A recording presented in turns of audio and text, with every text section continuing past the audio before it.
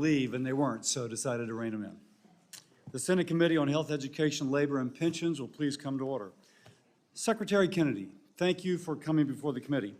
President Trump has taken on the mission to reform the federal government, making health care more affordable and making America healthy again.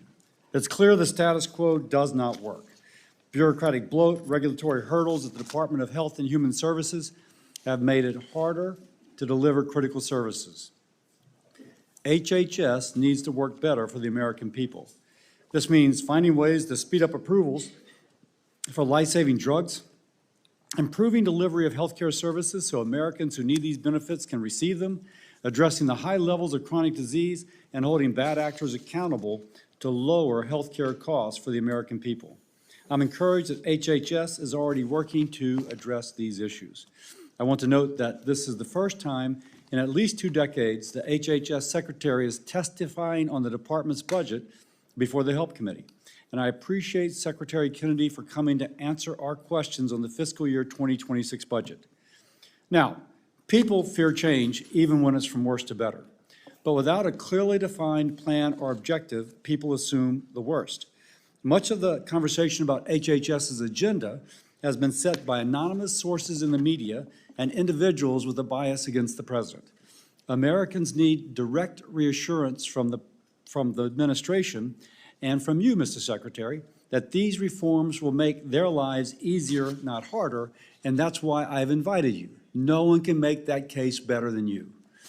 These are the questions about how HHS will be able to preserve its primary functions and duties under this proposed budget. Many offices and programs potentially seeing changes are essential for implementing bipartisan laws, including laws championed and signed into law by President Trump. Example, in 2018, Congress worked with President Trump to pass the Support for Patients and Communities Act, protecting communities, saving lives through increased access to naloxone and prevention and treatment for fentanyl addiction. The Help Committee and President Trump also worked together to pass laws to improve research into health disparities, address the needs of Americans with traumatic brain injuries, Alzheimer's, Lyme disease, support family caregivers, and help moms and babies live healthier lives. Programs essential to achieving President Trump's goal of making America healthy again. In this proposed budget, offices that are responsible for overseeing many of these initiatives, which were initiated by President Trump, will be consolidated or repurposed. Now, I agree with Secretary Kennedy that HHS needs reform. Over the past several years, I've engaged stakeholders and worked with colleagues to identify opportunities to modernize a wide array of HHS agencies and programs. The department needs to have an effective plan to fulfill statutory duties in tandem with efforts to increase transparency, accountability, to streamline programs, and to root out wasteful spending. Congress and the administration should work together to ensure reforms strike the right balance and deliver for all Americans.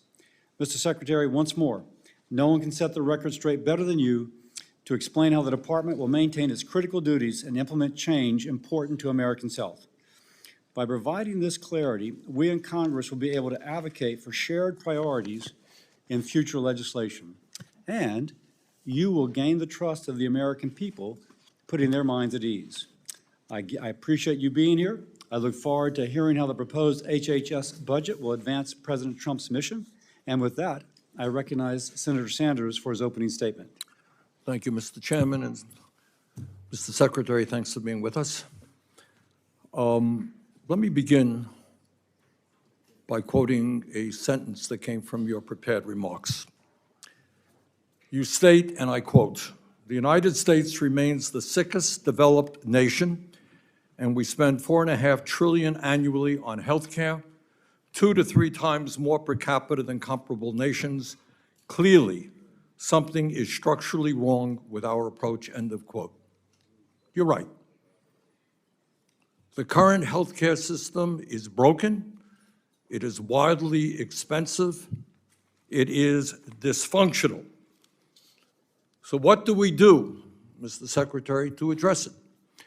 Maybe for a start, we do what every other major country on earth does and recognize that healthcare is a human right guaranteed to every man, woman, and child.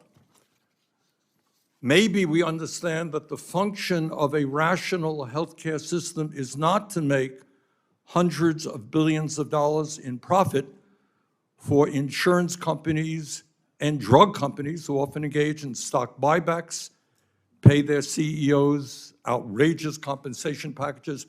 There was a guy from one of the major drug companies sitting exactly where you are sitting. Last year, a guy makes $50 million a year. Meanwhile, we don't have enough doctors, we don't have enough nurses, we don't have enough dentists, we don't have enough pharmacists, we don't have enough healthcare workers in general. You are right. The system is structurally broken. We spend far more, we have a shorter life expectancy than other countries. So this is an issue that I want to address with you. How, in fact, do we guarantee health care to all people and do it in an effective way? Let me say a word about prescription drugs. You and President Trump had a press conference earlier this week discussing an executive order that both of you claimed would make sure that the American people pay the lowest prices in the world for prescription drugs, not the highest. As you mentioned at your press conference, this is a concept that I personally strongly support. I think you are aware of that. But as President Trump and you should know, this executive order, like Trump's previous executive orders on the subject, will likely be thrown out by the courts, and we will be back to exactly where we are today, paying by far the highest prices in the world for prescription drugs. In my view, the way forward is through legislative action. So, if you and President Trump are serious about significantly lowering the outrageous price of prescription drugs in this country, as I hope you are, I would very much appreciate both of you working with me and other people on this committee and in the Senate on legislation that I will soon be introducing, which accomplishes exactly the same goal as you and the President talked about, making sure that we pay no more for prescription drugs than people in other major countries. So if we are serious about that, let's work together and let's make that happen.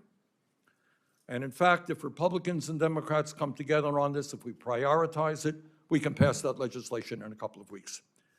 Thirdly, Secretary Kennedy, all of us want to make the government more efficient and cost-effective, and few would deny that there is too much bureaucracy. But let me tell you also what we want and what the American people want. And that is, we want the federal government to play a major role in continuing its efforts to combat such terrible diseases as cancer, Alzheimer's, diabetes, heart disease, and other terrible illnesses that claim the lives of millions of Americans. In that regard, I must tell you that I have heard from citizens, patients, and doctors in Vermont and all over this country who are deeply concerned that under the leadership of you and Mr. Musk, the Trump administration has terminated at least $13.5 billion in health care funding, including more than 1,600 grants to conduct vital research into cancer prevention, Alzheimer's, diabetes, and cardiovascular disease, among many other medical research investments. In the first 3 months of this year, the National Institute of Health has been effectively cut by $2.7 billion, a 35% cut, reversing over a decade of investment in medical research. Under your leadership, cancer research has been slashed by 31%. Further, Secretary Kennedy, under your leadership, you have undermined the vital role vaccines play in preventing disease during the single largest measles outbreak in 25 years, which has led to over 1,000 cases of measles, over 125 hospitalizations, and 3 deaths.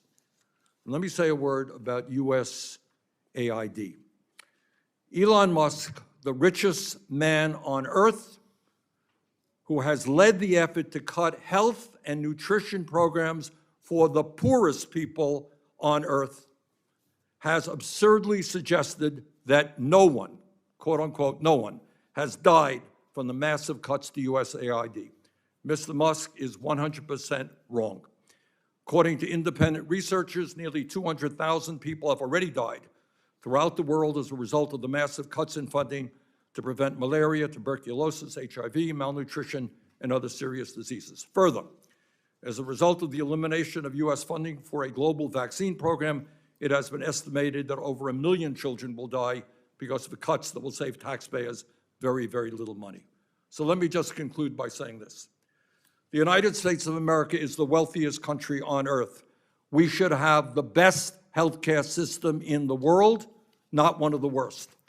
Given our purchasing power, we should be paying the lowest prices on earth for prescription drugs, not the highest.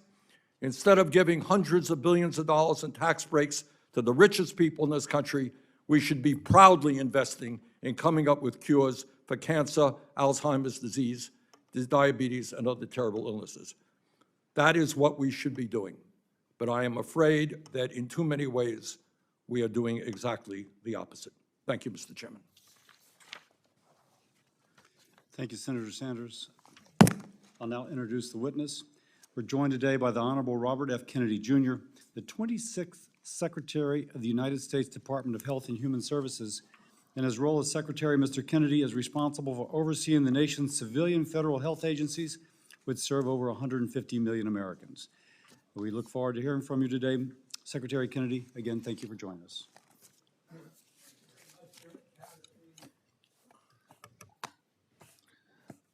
And thank you, Senator Sanders. I just want to begin by saying I know how determined President Trump is for us to have the lowest drug prices in the world, as between Europe and the United States.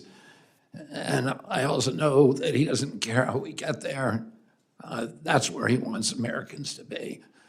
And he said, I don't know how many times since I've been involved with him, but that we shouldn't be be able to go to London and buy GLP for $88 that in this country costs us $1,300.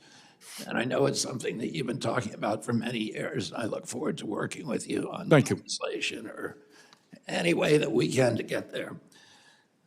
Thank you, Chairman Cassidy and Senator Sanders. I'm honored to be before you today to present the Department of Health and Human Services fiscal year 2026 budget. Debilitating disease, contaminated food, toxic environments, addiction, and mental illness affect Americans across every race, class, and political belief. When my team and I took the helm at HHS, we set out with clear goals. First, we aim to make America healthy again with a special focus on the chronic disease epidemic. Second, we committed to delivering more efficient, responsive, and effective service to over 100 million Americans who rely on Medicare, Medicaid, and other programs. Third, we focus on achieving these goals while cutting costs for taxpayers. We intend to do more, a lot more, with less. The budget I'm presenting today supports these goals and reflects.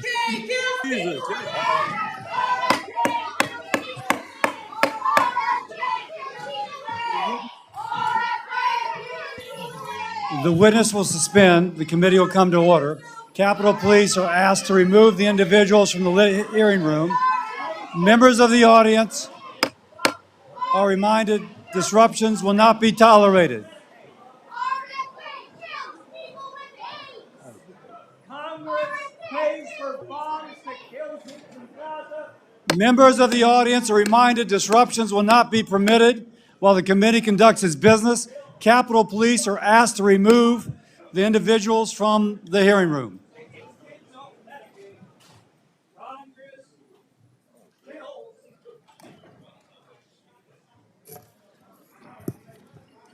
That was a made for C-SPAN moment. The Secretary will resume. The budget. Just a second, Mr. Secretary. Mr. Secretary, let's get the doors closed and the ruckus just totally cleared.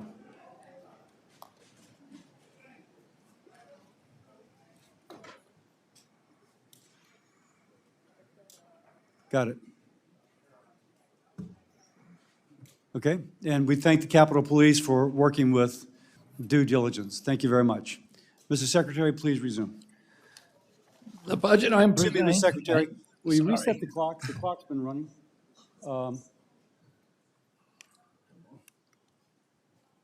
Whatever it would be. Okay, please. All right.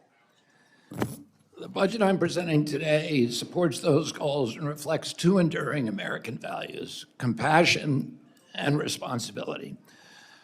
I invite the committee to unite around these ideals with me. The United States remains the sickest developed nation in the world, and we spend $4.5 trillion annually on healthcare, 2 to 3 times more per capita than comparable nations. Clearly, something is structurally and systemically wrong with this system. Furthermore, healthcare costs are steadily increasing at a rate of 2% greater than the economy.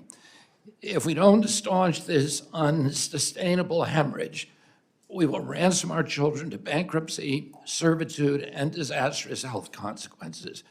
Yes, an exploding debt is a social determinant of health.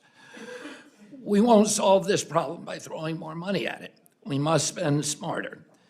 We will shift funding away from bureaucracy and toward direct impact. Some things at HHS will not change. We will preserve legacy programs like Medicare, Medicaid, and Head Start as the foundation of the MAHA agenda. Vulnerable populations, seniors, and veterans deserve consistent access to care, and I will ensure that they receive it. Today, 83 million Americans, urban and rural, lack adequate access to primary care physicians. We will prioritize these families, especially Native American and Alaskan communities. We will protect IHS funding, streamline its operations, and give the tribes more autonomy in managing their resources. Let me be clear, we intend to make the Trump HHS not just the most effective, but also the most compassionate in U.S. history. Our official budget statement outlines many priorities, but I want to highlight a few. First, we will consolidate programs to better tackle mental health and addiction. These issues now rival chronic disease in their impact. HHS will aggressively combat the opioid crisis, especially the spread of synthetic drugs like fentanyl. We will empower state, local, and tribal leaders to create effective solutions. Second, we will address nutrition, physical activity, and healthy lifestyles. The president's budget requests $94 billion in discretionary funds to support these priorities, including the Administration for a Healthy America. We will emphasize healthy eating and Head Start and ensure the program continues to serve its 750,000 children and parents effectively. Third, we will equip FDA to expand its food safety efforts through research, regulation, inspection, and education to remove harmful chemicals from food and packaging. Fourth, we will fund cutting-edge research at NIH while cutting risky or non-essential studies. That includes ending gain-of-function experiments and research based upon radical gender ideologies. At the CDC, we will return to core missions, tracking disease, investigating outbreaks, and sustaining public health infrastructure while cutting waste. Fifth, we will eliminate DEI funding and redirect resources toward real poverty reduction. We will move beyond lip service to communities of color and take meaningful action to meet their needs. Six, we will strengthen cybersecurity and health IT. The AI revolution has arrived, and we are already using new technology to manage health data more efficiently and securely. Finally, we will rebuild public trust, a trust that eroded through years of industry capture, corruption, waste, and misplaced priorities. We will launch a new era of transparency in public service, creating an honest, science-driven HHS that answers to the President, to Congress, and to the American people. I look forward to working with Congress to pursue this mission together as a bipartisan cause. Let's work side by side to make America healthy again. Thank you. Thank you, Mr. Secretary. I'll start with questions. Mr. Secretary, I appreciate that NIH wants to recalibrate its research portfolio to address conditions not previously attended to sufficiently. Nutrition, conditions such as arise after viral infection like myalgic encephalomyelitis or chronic fatigue syndrome.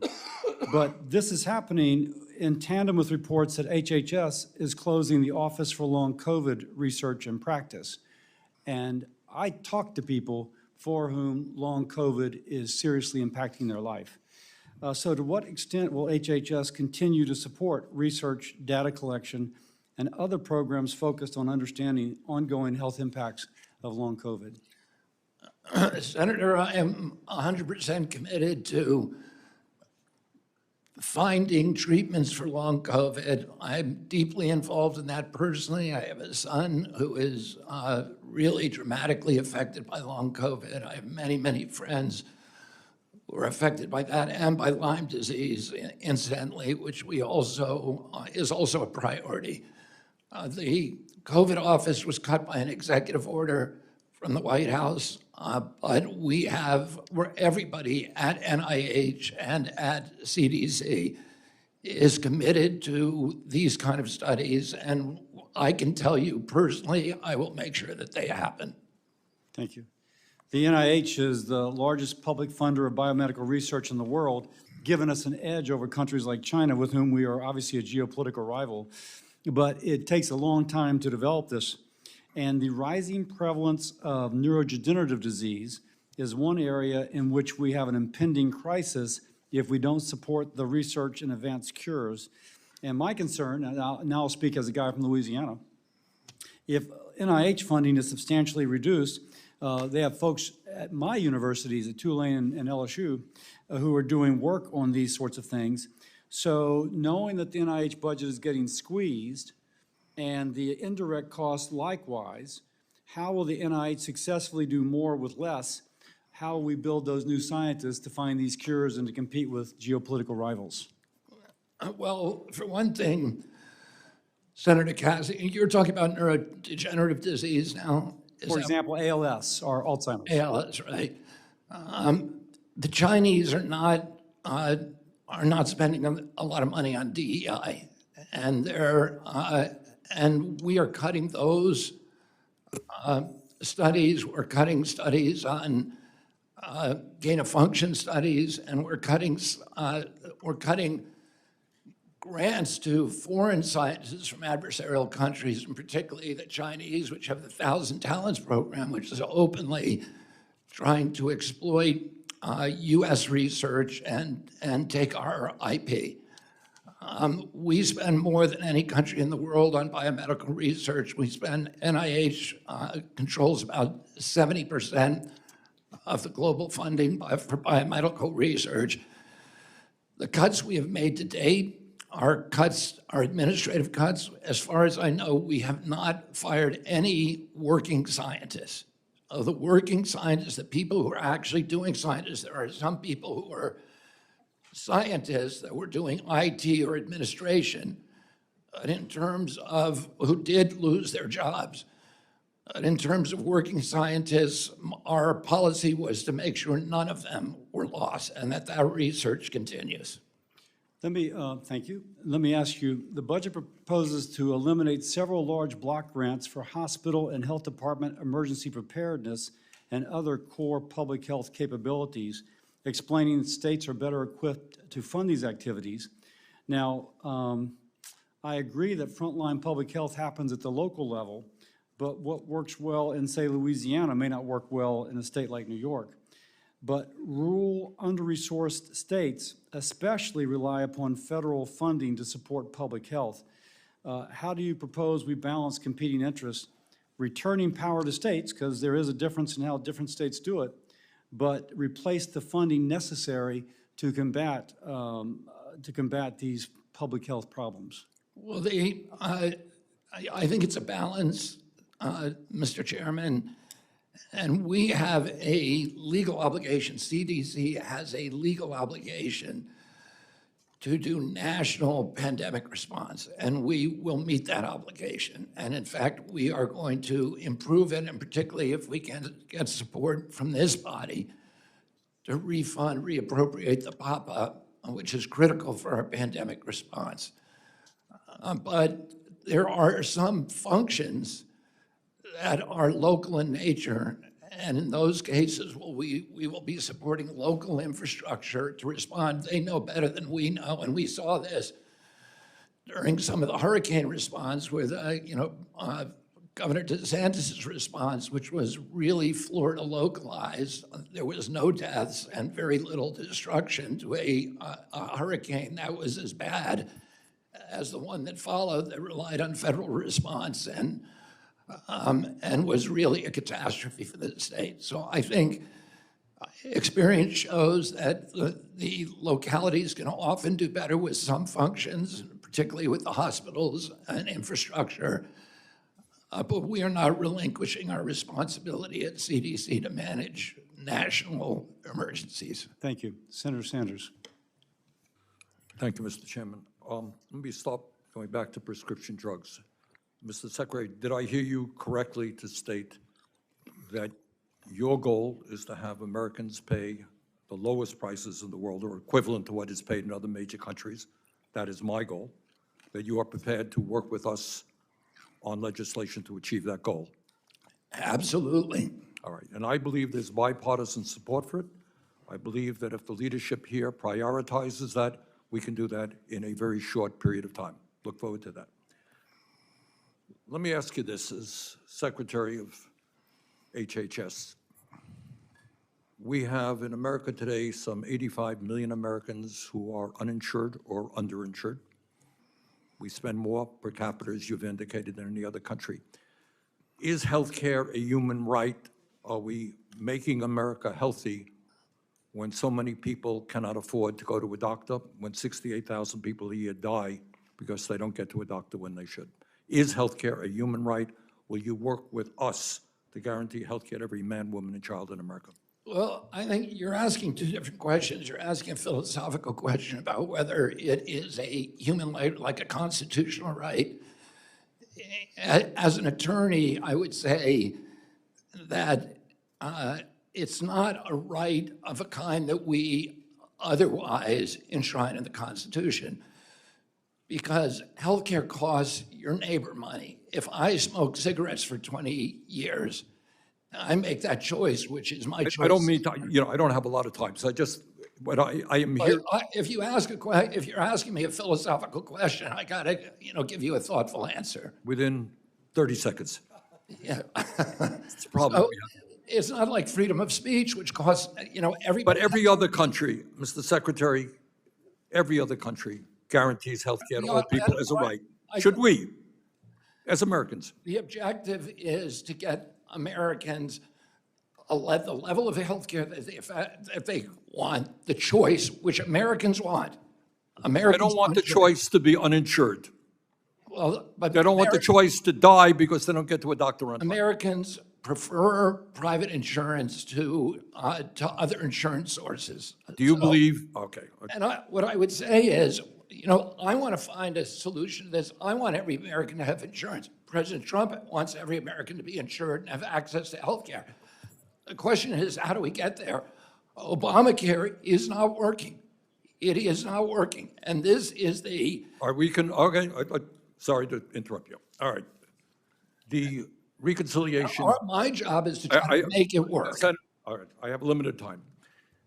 The reconciliation bill that is now being worked on in the House will come to the Senate. As it stands right now, cuts Medicaid in the Affordable Care Act by more than $715 billion, which the CBO has estimated would eliminate health insurance for 13.7 million Americans, and also raise co-payments for millions of others, is throwing 13 million Americans off of the health care they have, poor and working class people, keeping America healthy.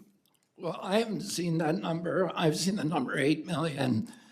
And here the people, the cuts are not true cuts. The cuts are eliminations of waste, abuse, and fraud.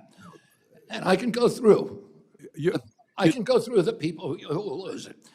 There are a million people, I really don't mean to be rude, but as you know, I have a very limited amount of time. You ask the question, I'm going to answer it. Well, Yeah, I've got a bunch of questions that I would like you to answer as well. All right, we talk about austerity, doing more with less, but in that very same bill that is being worked on in the House right now, there are $235 billion in tax breaks for the top 0.2%. Do you think that makes sense when that same bill would throw 13 million people off of Medicaid? Should we give tax breaks to billionaires and throw kids and others off of Medicaid? You're conflating the congressional bills with the proposals from the president. The president No, I'm talking is about not the making congressional bill. I'm talking about the bill, the yeah, reconciliation bill. I mean, the president is not trying to do tax cuts for billionaires. He's trying to have no tax on tips and no tax for overtime. $235 billion through How the many estate people, tax. how many billionaires do you know that are making overtime or making any part of the tips? 235 billion, look, it's a big bill, there are a lot of provisions in it, but you cannot deny Congressional bill. the top 0.2% will get $235 billion in tax breaks while we cut Medicaid. Okay. Senator Paul. Thank you. I want to commend Secretary Kennedy and the administration for putting forward less spending. And one of the reasons I think we need to look at NIH and other grant-making organizations is if you keep giving them the same amount, you'll keep getting the same frivolous grants. And I'll recite a couple of them so people can remember. $660,000 was given to study the impact of microaggressions on obesity-related eating in Latinx Americans. You know, really, maybe heart disease, diabetes, obesity, but eating disorders in Latinx Americans. Here's another one, $419,000 to study if lonely rats seek cocaine more than happy rats. Maybe we could eliminate that, and that could go to a real disease. Most recently, NIH recorded a $620,000 grant for LGBTQ plus inclusive teen pregnancy prevention program for transgender boys. And what they discovered was that girls who think they are boys are at least as likely to get pregnant as girls who think they are girls. Amazing, the science. But we should all agree that that's just left-wing ideology. That's not science. We should study obesity and cancer and diabetes. I commend you for shifting the balance. I have a specific question about closing down Fort Detrick recently. My understanding is that a contractor intentionally slashed the hazmat suit or the biosafety suit of someone who's handling Ebola. You were immediately attacked in the press by saying it was just anti-science, once and then shutting down science. Was this a serious breach, and is it being investigated? We brought in the FBI to investigate it. As you say, it appears like it was a deliberate criminal act to try to, that was a kind that is equivalent to attempted murder because the kind of microbe, the pathogens that they were handling have a very, very high case fatality rate, up to 50%. The disturbing thing about it is that there are 3 leaks a week globally from BSL-4 labs. And any of those could be cataclysmic for humanity. And as a result, we not only closed Fort Detrick, and we brought the FBI in to investigate that, we also declared the end of gain-of-function studies that will allow those kind of leaks to continue. I commend you for that. I think ultimately legislation will be needed because the next administration could reverse it. I think there is bipartisan support for some controls on gain of function. As you shut down gain of function, though, you have to decide what it is, and then you have to look for it.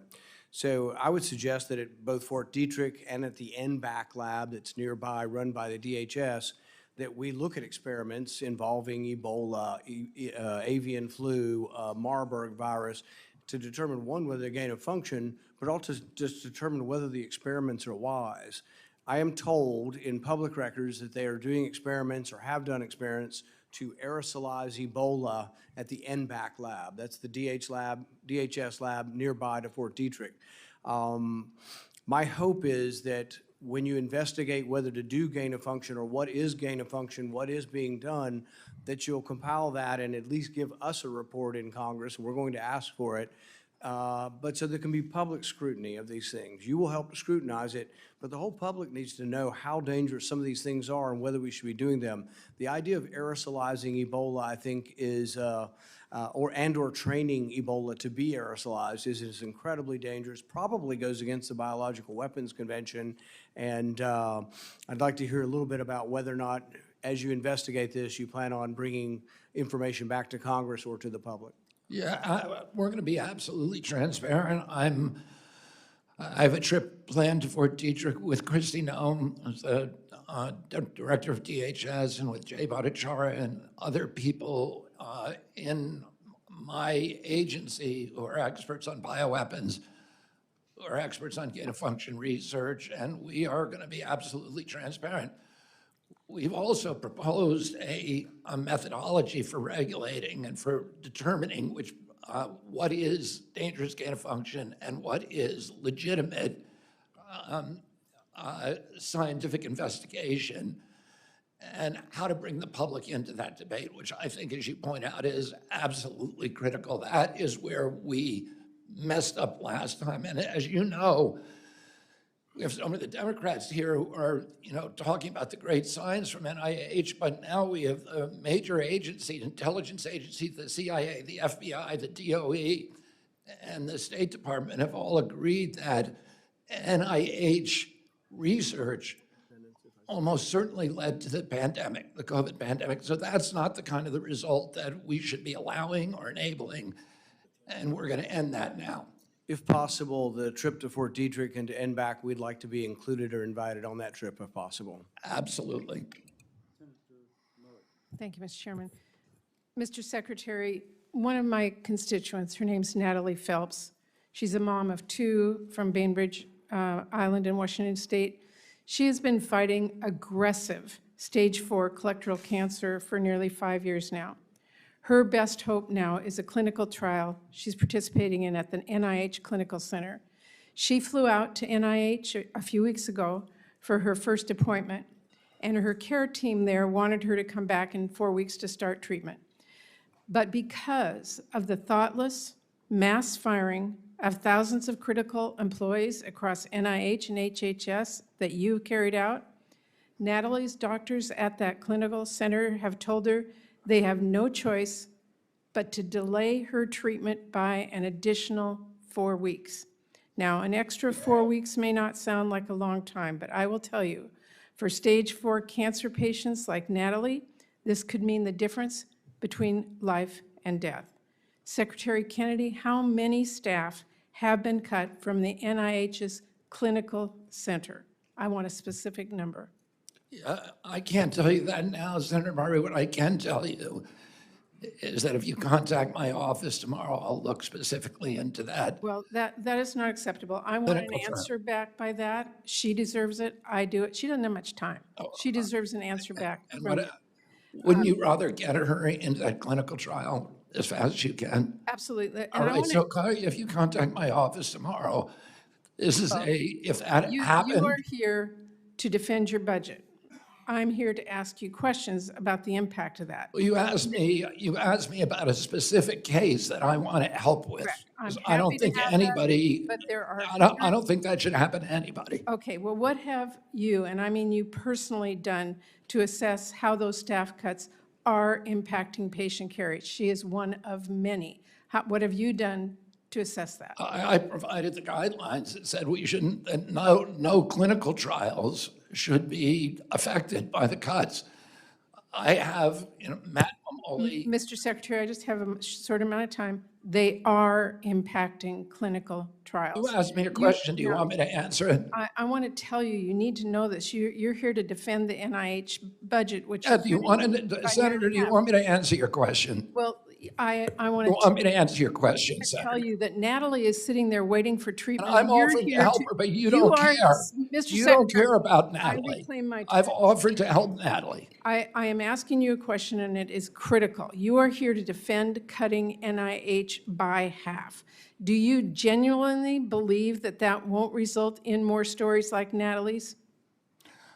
I think the cuts that are now proposed by NIH are going to hurt.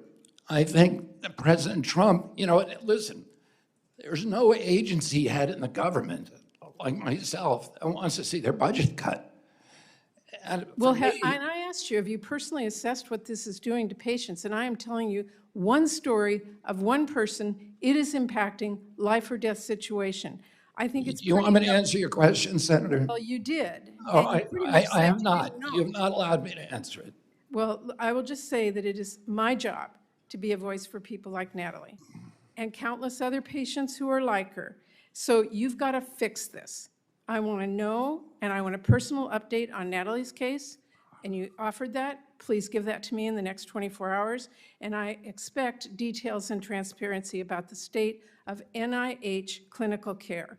You contact my office, Senator, and I I think you will could do contact everything in my my office as power to try to get Natalie into Let me, that. I got 1 minute left, and I want to ask you about the NIOSH cuts. I am really alarmed by your decision to essentially eliminate the National Institutes for Occupational Safety and Health. You've already fired nearly 90% of the staff. That includes the staff in my state at the Spokane Research Lab. Those are experts. They do essential work to protect miners and firefighters and farm workers, people who work in dangerous conditions. I am told that after a backlash, you are reinstating some of those, mainly in the West Virginia office, but nobody in the Western United States. And there doesn't seem to be any rhyme or reason to how you've made these decisions. And how do you explain this to my constituents in Spokane who are out of a job and the workers that are being impacted by that?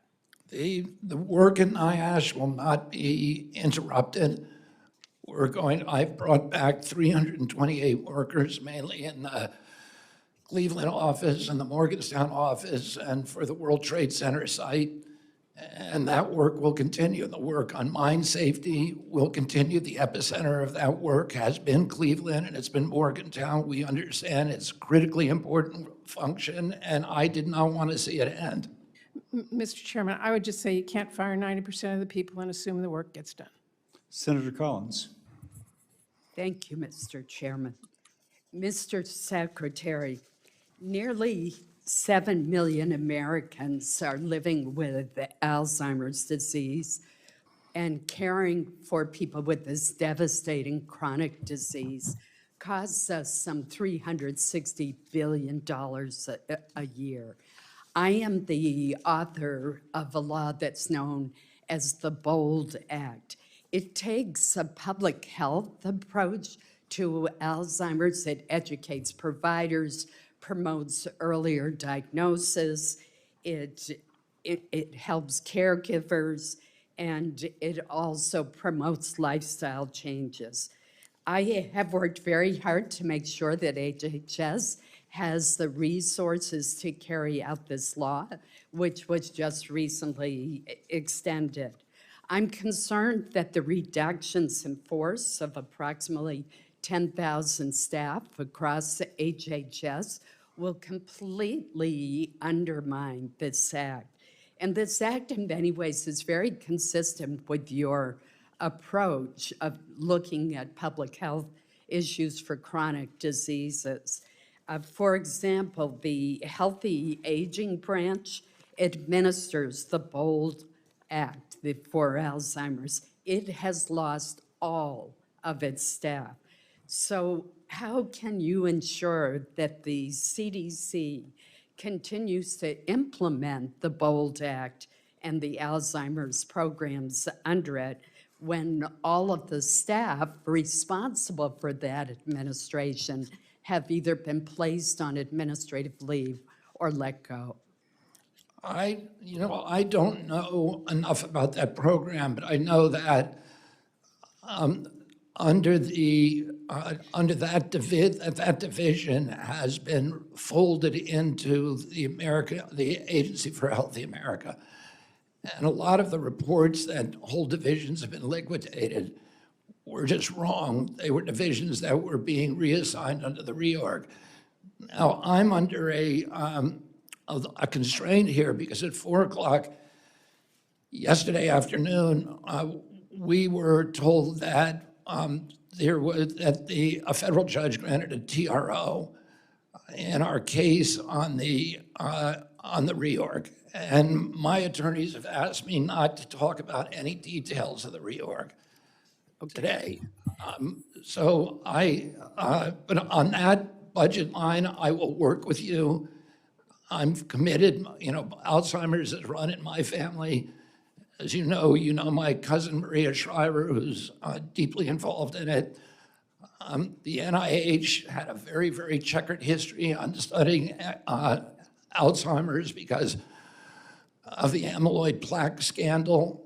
And we have an opportunity now to do really good science and find a cure very quickly, and also find out, equally importantly, why so many people are getting Alzheimer's in this generation.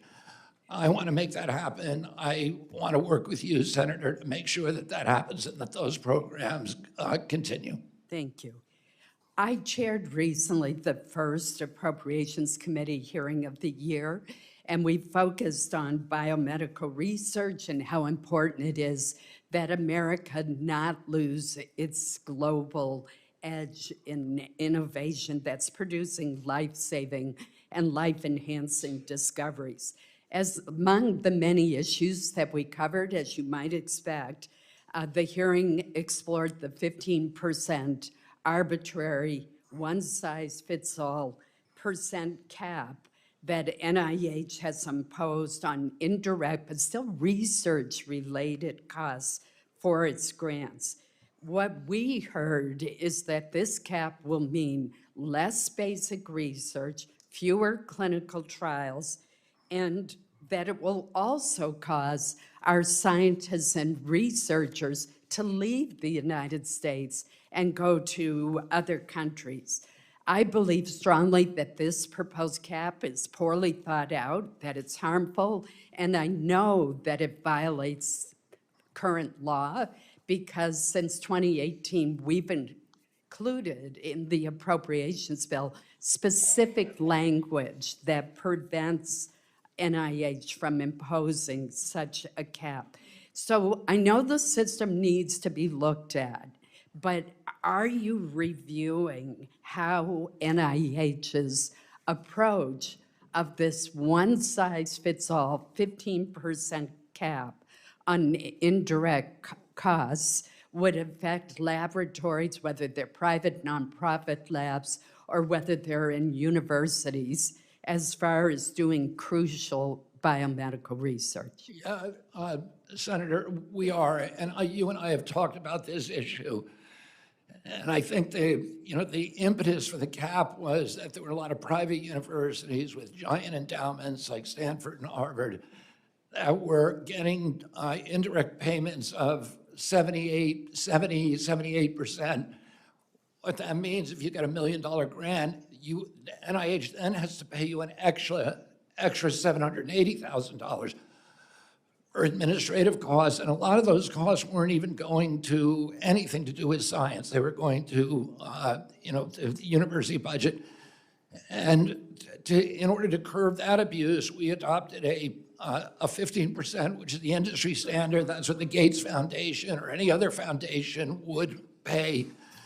But I understand the University of Maine, University of Alabama, many other universities, state universities, were not abusing it. We lost about $9 billion a year in those kind of costs. And so we have a plan for how to address issues like what's happening at the University of Maine. I'm being gavelled out, so I will talk to you privately about that. Thank you. Senator Ball. Thank you, Mr. Chairman. Secretary Kennedy, you run a department that touches the lives of almost every American. Yet for this budget hearing, these are the 6 pages that we have gotten in terms of your budget request. We are also 7.5 months into this fiscal year, and yet you are not telling the American public anything about how you are spending the billions in taxpayer dollars right now. You had to submit an operating plan to the Congress, and this is just a sample page, but 530 programs simply have asterisks. Secretary Kennedy, this isn't about your hiding information from me. This is about your hiding information from the American public. And if you're going to cut cancer research or gut mental health support, at least stand by your work and explain it to the American people. Now, Secretary Kennedy, I want to start with what I hope is an easy question for you. Do you think lead poisoning in children is a significant concern? Is lead poisoning? In children, a significant concern? It's a extremely significant concern. Thank you. Then I would like to know why your department has effectively shut down the very program to address lead poisoning in children. The city of Milwaukee requested assistance from the CDC to help the city respond to lead poisoning cases tied to public schools. 6 schools have been closed, displacing more than 1,800 school children. The request for federal assistance was denied because of lack of staff. The entire childhood lead poisoning branch has been fired. In the words of a Milwaukee mom, it really sends a message of, you don't matter. I don't know what you would say to parents who must now test their children for lead and deal with school closures. But do you intend to eliminate this branch at CDC, yes or no? No, we do not. Okay. Because you cannot tell us that you want to make America healthy again when you are willfully destroying programs that keep children safe and healthy from lead poisoning. Congress dedicated $51 million in funding for this particular program. But when a community asks for help to prevent lifelong complications for children, and there is no one there to pick up the phone, and it's not because this program is ineffective, it's because you fired the entire team whose job it is to support communities like Milwaukee. If that money has been appropriated, we will spend that money. If it's been appropriated to Milwaukee, we will spend it in Milwaukee. I've spent a lot of time in Milwaukee It's to working on provide that issue. expert, and the entire staff has been fired. Secretary Kennedy, I did note in your opening testimony, although we wouldn't know it from the skinny budget that we have, that you plan on funding the Head Start program. But I want to tell you about the ramifications of what has happened to date with regard to Head Start. I've heard from families across the state, people who are terrified about the uncertainty and instability surrounding Head Start. Just 1 week into President Trump's administration, Head Start programs in Wisconsin suddenly couldn't access their grant funding. It forced one Head Start in Waukesha, Wisconsin to temporarily close, leaving 250 families without care. Over the last 4 months, HHS has provided roughly $1 billion less to Head Start programs across the country than during the same period last year. The delays in funding have exacerbated uncertainty for programs needing to make payroll. And in some instances, like the one I cited in Waukesha, programs have had to shut their doors until the payments came through. Now, I don't know what you would say to a parent who is unable to drop their child off at preschool because you failed to get already appropriated money out the door. Or maybe I should ask you, what would you say to a parent who shows up for child care or for Head Start and the doors are closed? I would be very sad if somebody shut up. I fought very, very hard to make sure that there be What no is cuts. causing the delays in As I Head Start said, funding? I fought That's my I fought very hard to make sure that Head Start gets all of its funding next year. Well, we need it this year, and why are there delays now? I don't know that there are, Senator, and I will look into it, but I don't know, there should not be any delays. The funding is there, we are spending it, it's allocated. I don't know why there would be those kind of problems. I can tell you that within the agency, there were, there were people who wanted to make the Trump administration look bad, and that there were checks held up that shouldn't have been.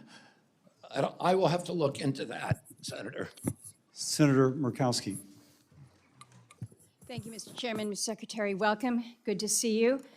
I want to talk a little bit about the HHS reorganization on some of the programs that impact Alaska's most vulnerable populations. I sent you a note letting you know that just after this hearing, I'm going to be chairing a Senate Committee on Indian Affairs, specifically examining HHS tribal programs that are outside of IHS. I really thank you for your early efforts to exempt IHS healthcare providers from the RIFs. That was very important.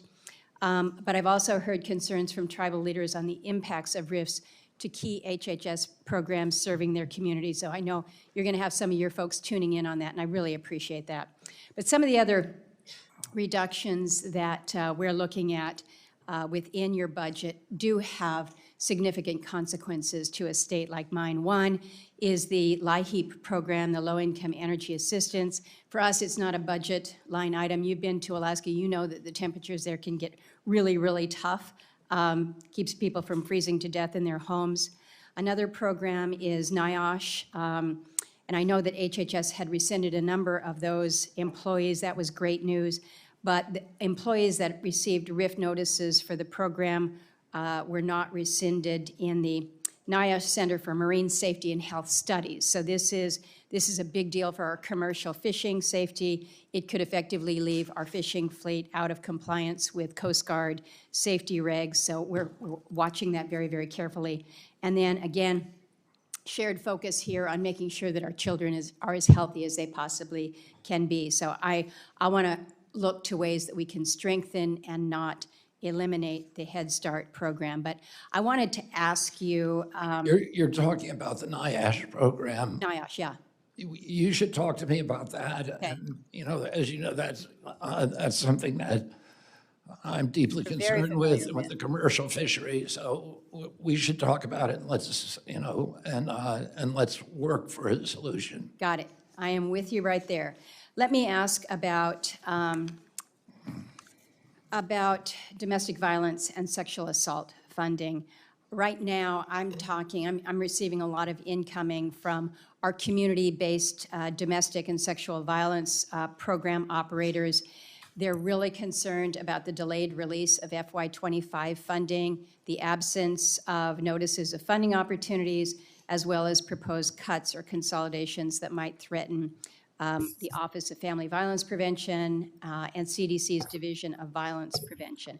So you've got some programs there that are really foundational to domestic and sexual violence. They've been reauthorized with bipartisan support. So I'm going to enter into the record a letter from the National Task Force, and it basically was sent to you, I guess, yesterday, just urging the communication of concrete plans for releasing some of these funds. So I want to raise that to your level, but I want to make sure that we're sending the right signal to so many who are just really on the edge with, again, these community-based services that are helping the most vulnerable of the most vulnerable. So we've got the funding that's out there. It's just delayed. We need help releasing that.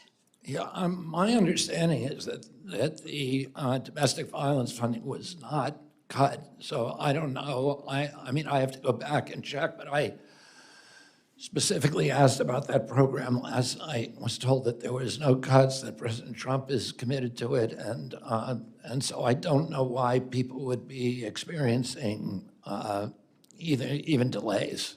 And it may be that it is with the RIFs, you don't have people that are processing these things. So again, I want to get this to the top of your screen.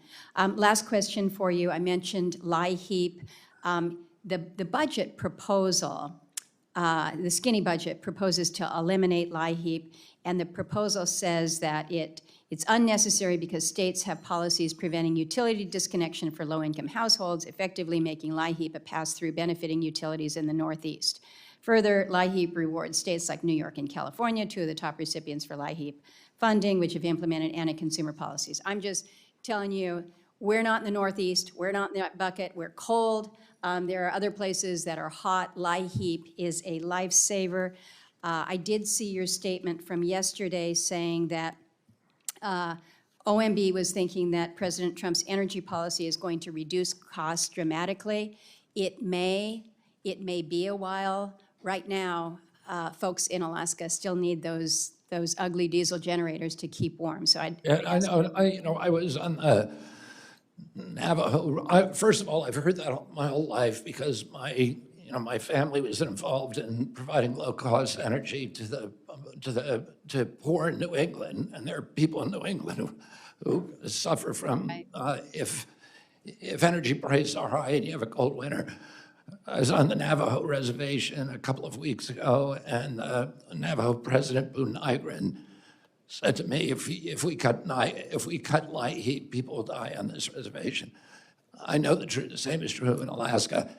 The presumption behind the budget cuts were that the energy prices were going to drop dramatically, in which case these payments would just become a subsidy to the oil industry. If that doesn't happen, I would expect Congress would then still appropriate the money, and I will spend it. I've already spent $400 million between January and now on this program, and we've made made sure to get it out to all the families that needed it. So I think you're going to find a lot of support on this committee for that. Senator Murphy. Thank you very much, Madam Chair. Secretary Kennedy, I want to talk to you about your relationship with this committee and this Congress. I want to talk to you about the statements that you made to the chairman of this committee and to members of this committee during your confirmation hearing about vaccines. You didn't tell the truth.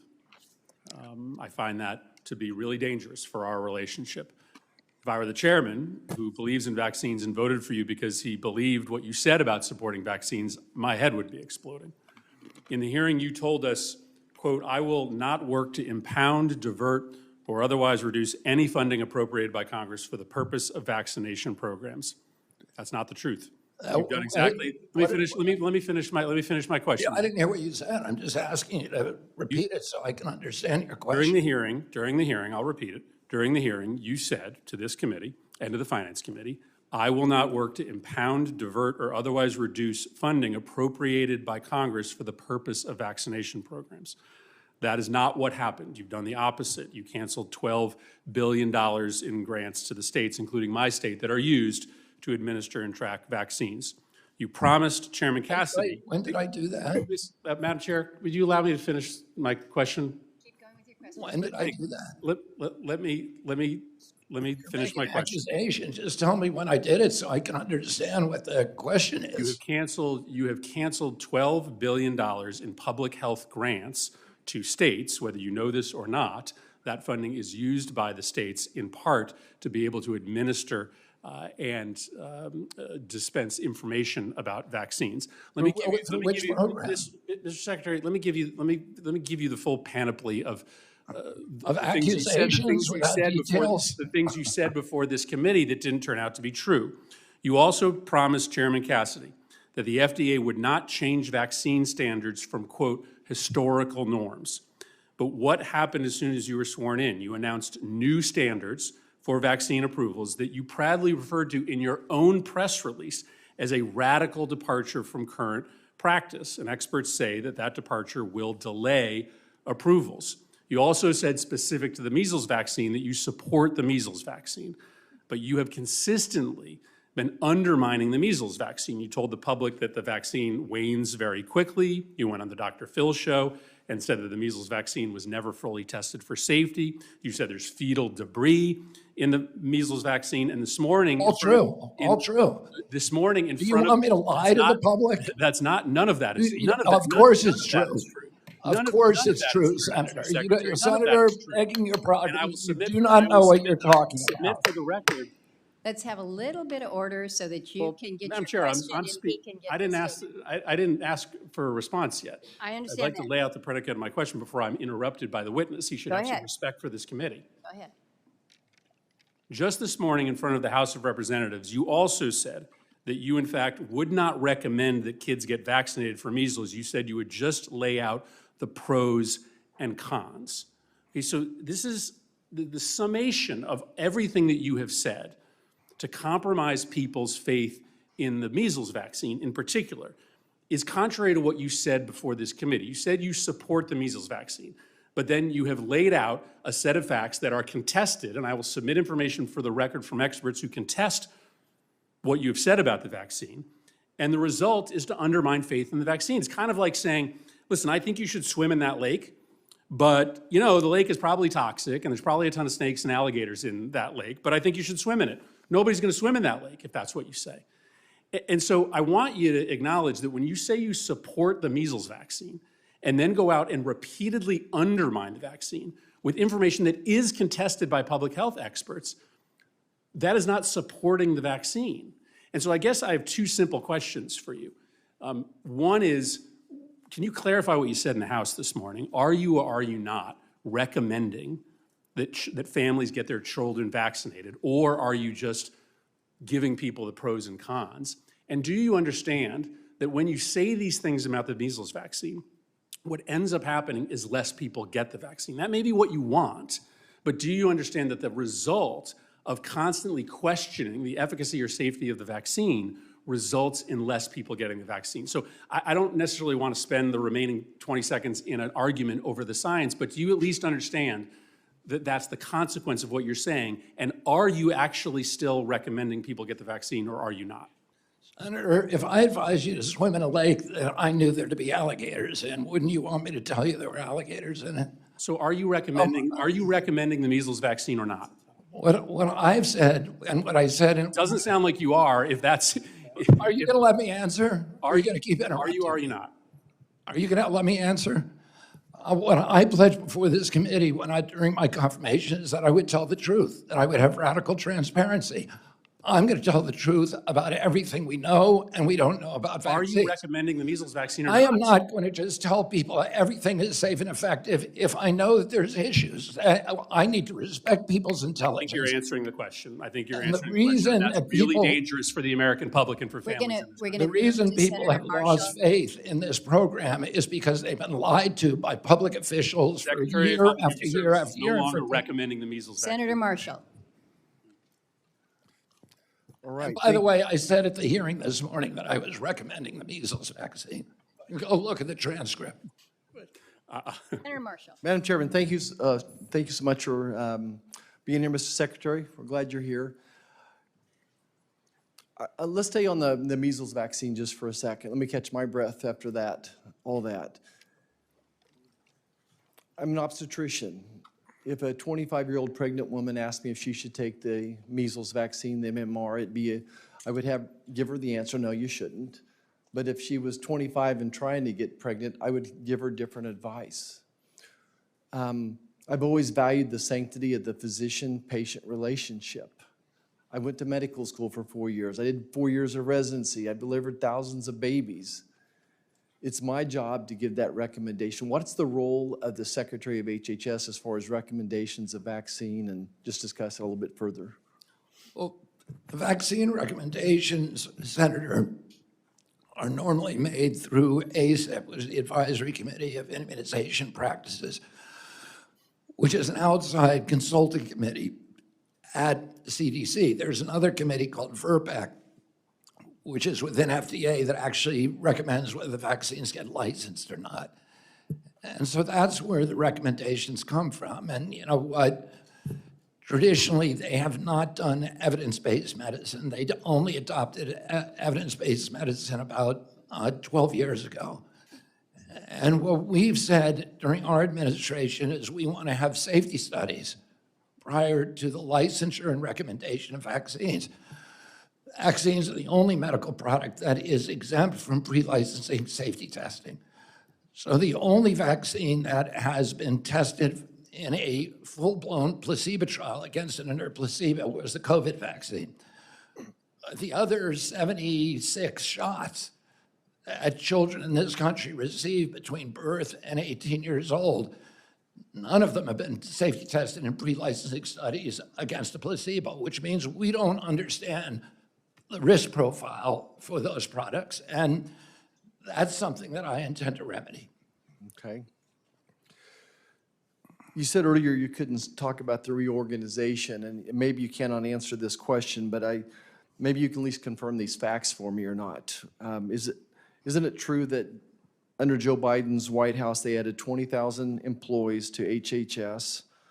When you were nominated, there was 28 divisions with HHS, 100 communication offices, 40 IT departments, 9 HR units as well. Can you answer that question? Yes, that's right. There are dozens of IT departments. There's 8 senior finance officials. There are 9 separate offices on women's health, 8 separate offices for minority health, 27 separate offices for HIV, 59 behavioral health programs, 40 opioid programs. What we're trying to do is consolidate, streamline, eliminate the redundancies, eliminate all those administrative costs for each one of those little departments, consolidate them, and make them make sense and make them accountable to the American people. And I suppose all those IT systems communicate with each other. You all are on one IT There's system. 40, as you pointed out, there's 40 procurement departments with 4 separate computer systems that don't talk to each other. So, and as you pointed out, my department grew by 38% over the last 4 years. I would say that's great if Americans got healthier, but they didn't. They got worse. So what we're trying to do is go back to the pre-COVID levels and to start making the department function as it would if in a rational universe. And to bring in, modern AI and telemedicine and all the opportunities we have now, these new efficiencies and for medical delivery to the American people and for patient care. And we're not able to take advantage of any of them because there's so much chaos and disorganization in this department, and everybody who's gone up against it in the past has thrown their hands up and given up. Yeah. What we're saying is let's organize it in a way that I can quickly adopt and deploy all these opportunities we have to really deliver high-quality health care to the American people. If I could, this was going to be a question, I'm just going to make a statement. All the research that we do on MAHA, on soil health, on nutrition, in my heart, that's research on cancer. It's research on Alzheimer's. At the end of the day as well, and we should be spending as much money at the front side of this as we are trying to cure the end of it. We're seeing epidemics of colorectal cancer, young age Alzheimer's, all these things, and I think the research at the front end is every bit as important at the hind end. And Senator Murphy made a good point. The NIH has made all these extraordinary breakthroughs, and particularly in treating cancer and reducing mortalities for colorectal cancer. But my question is, isn't it as important to find out why kids are getting colorectal cancer? When you and I were kids, there were 0 kids with colorectal cancer. It's epidemic now. So it's not really a badge for us when we say, oh, we can make it less lethal. Why don't we go figure out what's causing it and eliminate that exposure? With all of these, with Alzheimer's, with heart disease, something is making Americans very, very sick. And our response should not be just, okay, we'll develop a pharmaceutical fix for it or a medical fix. Let's figure out what it is and get rid of it so we can have healthy kids again. Thank you. Senator Kane. Thank you, Mr. Kennedy. I want to ask you some questions about staff reduction and kind of the timing of it. You were confirmed by the Senate on February 13th, so I'm sort of assuming that things happened before you were confirmed were other people's work. On January 28th, the fork in the road letter came out to people across the federal employment space, widely attributed to OPM and Elon Musk and Doge. But that was before you were confirmed, so you had nothing to do with the fork in the road letter, correct? Correct. Okay. You were confirmed on February 13. On February 14, one day later, HHS announced that 3,500 probationary employees were going to be laid off. I know you're a hard worker, but am I right to assume that in the one day between your confirmation and the next day, you weren't the primary decision maker about laying off probationary employees at HHS? I was aware of it, and I could have blocked it. Yeah, you were aware of it, so you weren't the primary decision maker. Was that a decision that was made like OPM or Doge And because it wasn't just HHS, it was all federal agencies would lay off probationers. Do you know where that decision was I had my full upper staff in place before I got there. Right, but did they make the decision, or was it White House and DOJ to lay off probationary They employees? made the decision, my staff made the decision, Okay. although DOJ came in and DOJ gave us information that we wouldn't otherwise have had access. Okay, next we go to April 1st. I can also say this. No, all I asked was if you made it, and you answered the question, and I appreciate it. April 1, HHS RIFs 10,000 employees effective June 2. Now, by this point, you had been secretary for about 6 weeks. A few days after that announcement, HHS staff briefed our staff, the Senate help staff, and basically, just here's some highlights. In that 10,000 RIFs, 467 staff at the Administration for Children and Families, 2,473 at the Centers for Disease Control, 322 at CMS, 400 at HRSA, 1,312 at National Institutes of Health, 197 at SAMHSA, 2,519 at the Food and Drug Administration. By now, you've been secretary for 6 weeks, so this was RIFs, not the forks, but you were involved in the decision about these 10,000 RIFs, correct? Yes. And in tandem with your leadership team, correct? Yes. And as I said before, I pushed back on certain ones and canceled certain ones. Yeah. I think yesterday, it may have been earlier today, you confirmed that 20,000 employees have been let go, at HHS, 10,000 RIFed and 10,000 forked. Do you know how many of the 20,000 were veterans? No, I do not. That is a fact that's very easy to determine from someone's personnel file. So I'm going to ask that question for the record.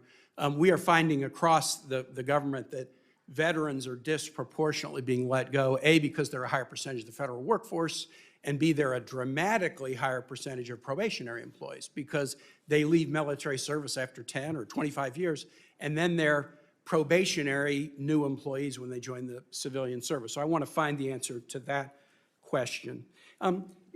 Where does the rubber meet the road on 20,000 RIFs and layoffs and forks? In people not getting cancer trials, and I appreciate your willingness to help Senator Murray's constituent, in state grants being canceled, in Virginia losing $425 million in funding to the Virginia Department of Health. But here's a small example. All of our offices do casework. All of them do casework. And we get requests from constituents all the time. CMS is the largest agency in the federal government. Its budget is nearly twice the size of the Pentagon. And people who depend on Medicaid, Medicare, and the S-CHIP program really, really depend on it. And it's the most consistent in the top 3 or 4 in terms of constituent requests to my office. Answer this question about Medicare or Medicaid or the S-CHIP program. In every administration I've served with, Obama, Trump 1, Biden, I get answers to questions on behalf of constituents. I may not get them as fast as I like, and sometimes I like the answer and sometimes I don't. But let me show you what CMS is now doing to answer constituent questions. I've omitted the name of the constituent, and I've omitted the name of my staffer. This was very recent. A hardworking retiree, patriotic tax-paying American who's on Medicare wrote to ask CMS a very simple question about Medicare. Couldn't get an answer. Asked us to reach out. We reached out to the Medicare Part C and D Congressional Liaison Office. And here was their answer to our basic question. Unfortunately, there is not an update to provide. With the recent change of administration, we are unable to provide any information related on matters related to Mr. X's request. Congressional casework team.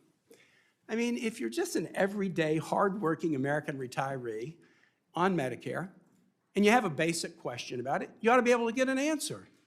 And I'm just going to say, I've shared this with my colleagues, and many of us are having the same experience where our constituents can't get a basic question answered. I wonder if 20,000 fewer employees is connected to this. I yield back, Mr. Chair. Senator Husted. Thank you, Mr. Chairman. Secretary Kennedy, thank you for being with us today. Appreciate the work that you have done in trying to raise awareness about making America healthy again, particularly as it relates to our dietary consumption, how food can be medicine, food can make us sick. You have raised a great deal of awareness, and when we talk about public education campaigns, I think you've done more to shine the light on things that average Americans can do to make themselves healthier than almost any secretary I can recall. So thank you for that service. I also have listened to a lot of the conversation today where somehow we think that spending more is somehow compassionate on every single thing. Like you have to spend more to do it, even though every single person in this Congress knows that they are spending borrowed money that our children will have to repay. $106,000, their share of the national debt when you're a child born into this nation right now. And everything that you can do to create savings and improve the quality of services that American taxpayers get from your agency, I commend you on it. I encourage you to do so. I want to give you the opportunity to share a couple points that you might want to share about how some of the work that you're doing in this budget is going to help people become healthier, generate some better outcomes for them, and savings that you think can be created that would not harm somebody's health, but actually preserve the fiscal future of this nation so that those children can grow up and have access to the American dream that we all had access to when we were born in this nation. So just share your thoughts. And I appreciate you raising that about the debt issue, because the point I was making earlier was that, there's no agency head that wants to reduce the size of their agency. I'd rather have as much money and power as I can possibly have. I recognize that President Trump and the OMB director have a larger duty and a larger vision, which is we're spending $2 trillion a year that we don't have, and we're billing our children. And that is a moral deficiency. Senator Sanders asked me about the morality of universal health. And there's a good moral argument for that, but there's also a moral argument. And when, we're spending $1 trillion a year just to service that debt, within 5 years, half of every dollar collected in taxes is going to go to servicing the debt. And within 10 years, it could be 100%. And then our kids are doomed. And that is the debt is a social determinant of health. We are trying to reverse that, and we're doing it in a way that's not just throwing more money at the problem. We're revising the GRAS standards. 20 years the Democrats have said, we need to revise the GRAS standards. I've done it in 100 days. We're getting rid of 9 petroleum-based synthetic dyes in our food. 20 years the Democrats have been saying, we want to do this, and I've done that in 100 days. We're rewriting the dietary guidelines that President Biden gave us, 453 pages long, and it's just an industry-generated document, the same industry impulse that put Fruit Loops at the top of the food pyramid. We are creating a 4-page document that can be locally sourced so that will drive the school lunch program. We've called on and inspired governors and legislatures across the country to ask for exemptions to the SNAP program to get soda and candy off of SNAP. Is that a time? No, you're good. Thank you for the work on SNAP, by the way, because getting unhealthy foods out of that program, if you're at the bottom quartile of income, you're almost twice as likely to be obese as you're at the top quartile. And diabetic. And it's costing people their productivity, their quality of life. It's costing the American taxpayer more money through Medicare, Medicaid, and other health services that we provide. And I just would say, we talked about kids. I want to give you a moment to just share a thought. In 2022, we had a shortage of infant formula. There's a look at children now about what they should have in that infant formula. You're doing that with the Operation Store. Yeah, exactly. Tell us a little bit about that, and just if you have a moment. Well, I'll just say, Mr. Chairman, thank you for doing that. How about that? There we go. But the Secretary made the statement that no vaccines except for COVID have been evaluated against placebo. For the record, that's not true. The rotavirus, measles, and HPV vaccines have been, and some vaccines are tested against previous versions. So just for the record, to set that straight. Next, Senator Hessen. Oh, thank you, Mr. Chair, and Secretary Kennedy, thank you for being here. I'd like to start by talking about the current measles outbreak, which I know is a concern for all of us here today. 2 children in Texas have tragically died from measles this year, the first children to die from measles in our country in more than 20 years. Measles is almost completely preventable with the measles vaccine. As you know, it's critical that families hear directly and clearly from healthcare leaders about how they can best protect their children. So, Mr. Secretary, I'd like to give you an opportunity to say clearly here today to any parents who are watching that the best way to protect their children from measles is to vaccinate them. Yeah, I've said that the best way to stop the spread of measles is through vaccination. But I would say this. We have handled this measles outbreak. We get a measles outbreak every year. We've handled this measles outbreak better than any other nation.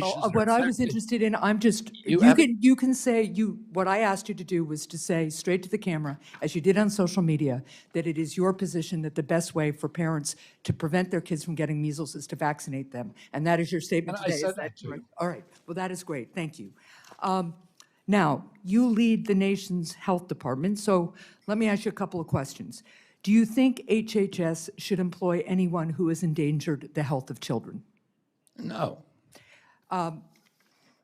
You hired David Geyer to lead autism research at HHS, an individual who fraudulently posed as a doctor and gave dangerous medications and medical tests to children with autism.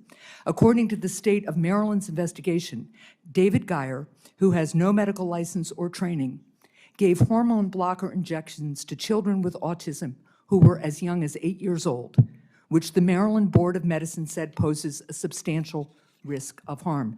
Secretary Kennedy, yes or no, will you fire David Geyer? First of all, what you're saying is not true. And we did not hire David Geyer to manage autism research at HHS. So what is his job? What is his job then? You just said some very defamatory Well, no, things about a person who, by the way, so let me just be clear for the record. those charges, Senator, I am going to correct the record on No, this let because me you just, have defamed let me a tell you person. what the record says, and then I will hear from you.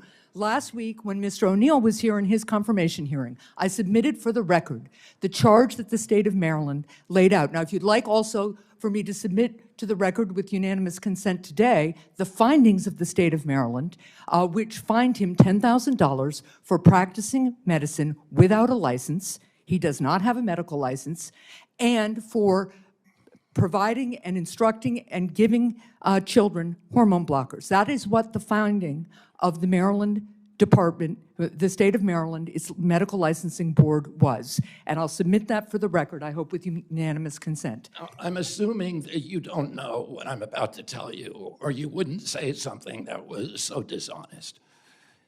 You may or may not know that David Geyer sued the American Oh, I do know that. I do know that. That doesn't change the findings, nor does it change the experience of the parents who testified. That finding was reversed by a court, and he was awarded $5 million. That is not true. Now, let me ask, so I just want confirmation. David Geyer is still at HHS. I wrote you a letter about this a month ago, and you have not responded. Well, I apologize for that. That's our bad, and I will respond. But David Geyer is not managing autism research. So what is his job? We never said that he was. What is his job at HHS? This is somebody who gave parents the impression that he was a doctor and gave hormone blockers to children as young as 8, telling them that hormone blockers would somehow magically help their kids with autism. His father is His father is a doctor, but he is not. And his father was not in the room and did not, and he faked his father's signature according to the State Board of Medicine. And that ruling was overturned by a court. So what you're saying is just wrong. It's just a lie. And they were actually, the court said that the Maryland Board of Physicians was guilty of actual malice in fabricating those charges against David Geyer. Well, we will pursue this. Yeah, so- Last, and I will submit for the record. So do you want to know why we brought David Geyer in? Sure. Because it wasn't to run autism research.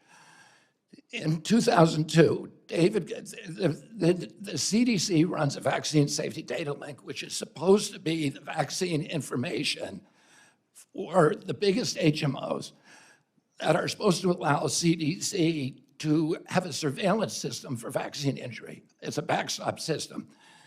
The CDC will not let any physicians in there to look at it or any scientists, independent scientists. He's neither a scientist nor a physician. Right. Congress ordered CDC to open it to the Geyers. So they are the only scientists who have ever been in there. But again, Mr. Geyer is not a scientist. Thank you. Independent scientists. Okay, Senator Hessen's time's expired, but before we move on, did you have a unanimous consent request that I heard in there, Senator? You, Senator Hawley, I did. A unanimous consent request for the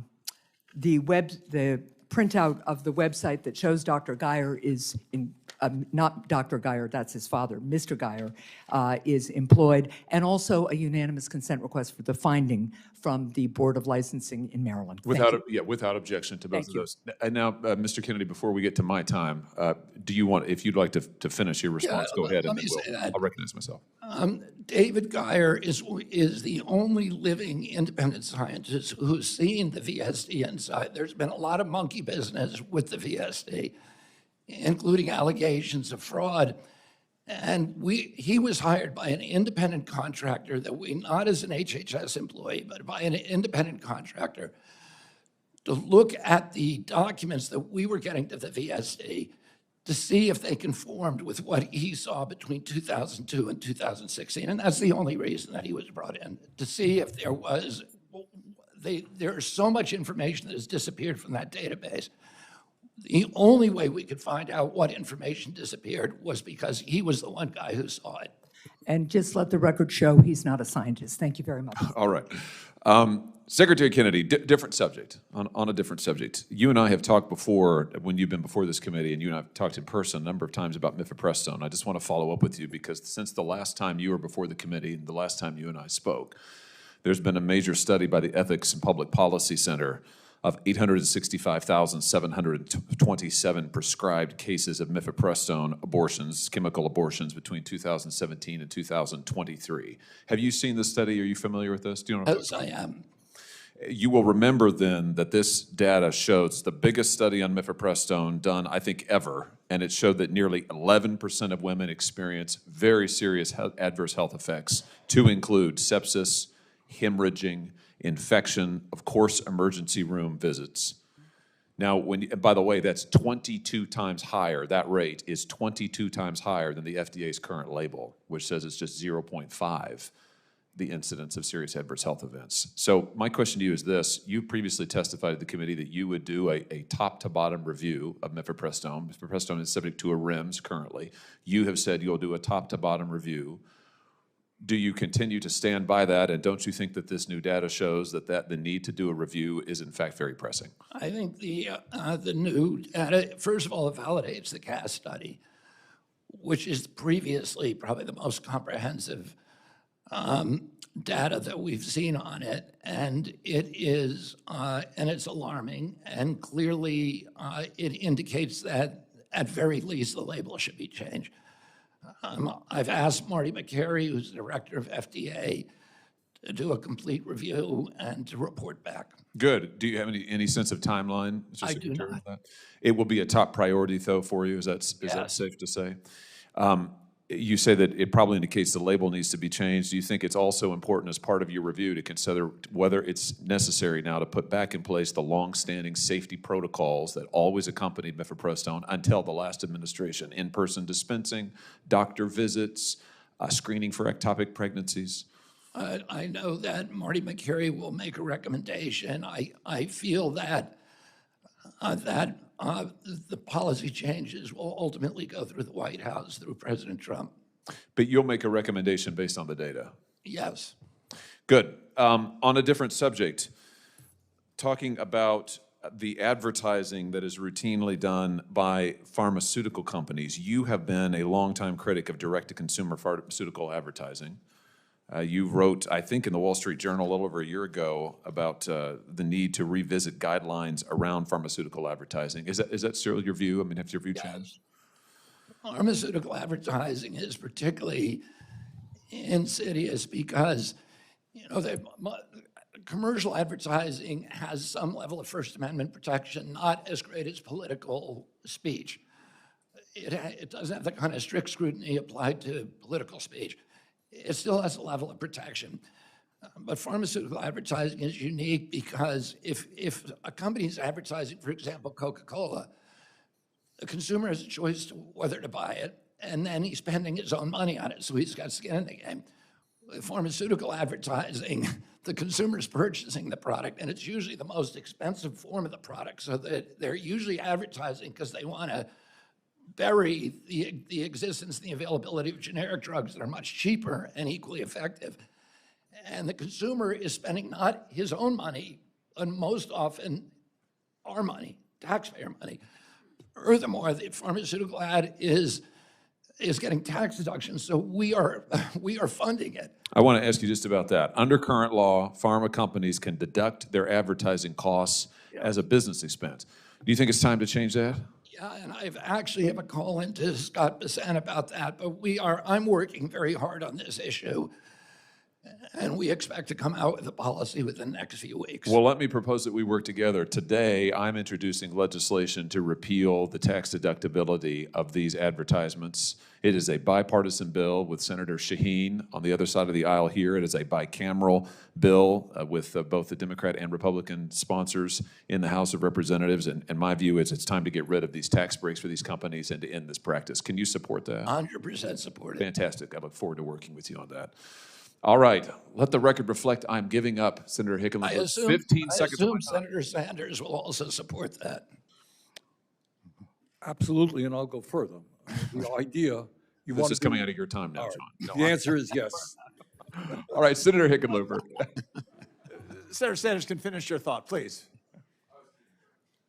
We are I think, along with New Zealand, the only countries on earth that allow for pharmaceutical advertising. I think it's time we ended that. Yeah. Thank you, Mr. Chair. Thank you, Mr. Secretary, for taking the time and for your willingness to come into the public sector. I'm not going to try and play gotcha. But it is an opportunity to spend a little bit of philosophical time. And I guess one question is, do you think our country spends too much on scientific research? No. Okay. And so, obviously, you know the NIH is the largest, in terms of biomedical research, there's the Howard Hughes Institute, but the 70% of the world. Exactly, 70% of the world. And I guess when you look at the level of cuts that we're facing over there, and I recognize that a lot of these cuts are imposed upon you. So, but there's a gap in basic fundamental research that's going to have to be filled somehow. And have you got any ideas of how we can do that, given the scale, the dimension of the loss that we're facing? Well, first of all, my job is to support the president on this and to support OMB. But, the reality is that, as I've said, no agency head wants to see cuts to his agency. And I love scientific research, so I want to do as much as possible. But I think because of we are very, very aggressively implementing AI, and I think we're going to do it faster and better than anybody else in government, any other agency. We brought very, very high quality caliber people from Silicon Valley. And I get that, and that will accelerate and help us do more. That's brought it. We can shorten clinical trials. We can get rid of animal trials, which we're already doing. I'm in support of all that. We talked about that for years. And we can do, and we can now digitalize. Research I'm talking about is not that so much as the fundamental scientific, basic science research. Like bench science or epidemiological studies or whatever. And I think we can do a lot of that stuff quicker. I'll take as much money as you give me and I'll spend it well. Well, I just want to make sure to urge you to be a fighter for more of that research, because there's a questioning of science right now within many in the White House, not everyone, but many in the White House. It really needs to be pushed back. And Senator Hawley, I'll sign on to that bill as well. Second question I've got, we have a lot of issues around wildfires in Colorado right now, and with this is back to the NIOSH, the National Institute of Occupational Safety Health. That you mentioned that they kept them in Cleveland and I think somewhere in Pennsylvania. Pretty much everyone was laid off in Colorado. In Morgantown, yeah. Yeah, everyone's laid off in Colorado, and that the question really, and I think a couple have been ordered to be reinstated, but all the West is dealing with these, I mean, thousands, tens of thousands, probably hundreds of thousands of people out fighting fires. These are people risking their lives, you know, walking away from their families every day.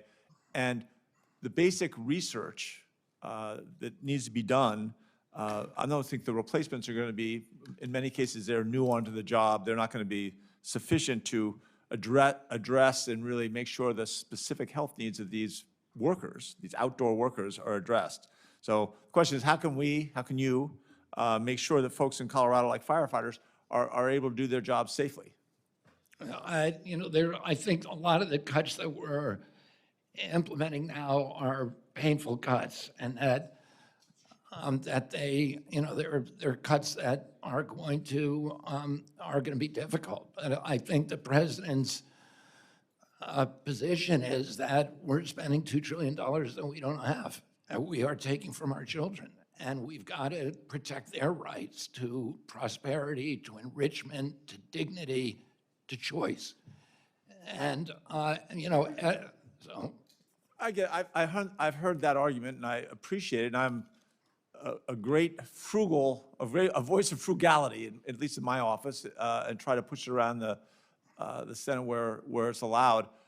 But we're looking at budgets that's going to increase the deficit by who knows how much, $4 to $5 trillion, to take things like this that we know are successful, and not just for Colorado, but for almost every Western state, essential. And you're saving such a small amount of money for something that's so important.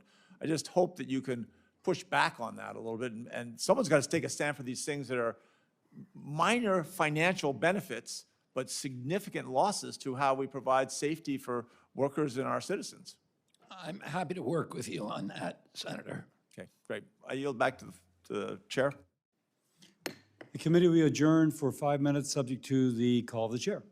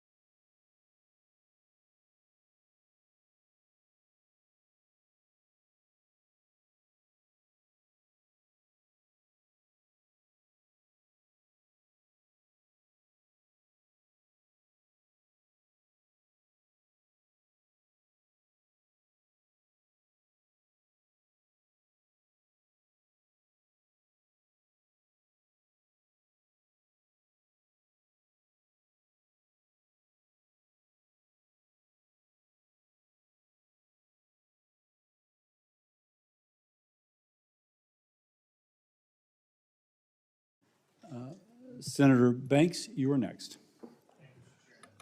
Senator, can I just say one word? Yes, sir.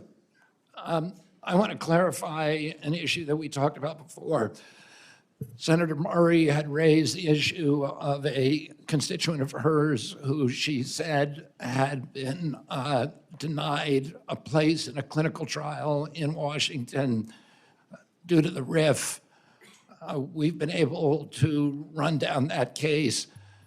The patient was medically ineligible for that trial. Medically ineligible? Medically ineligible. It had nothing to do with the RIF.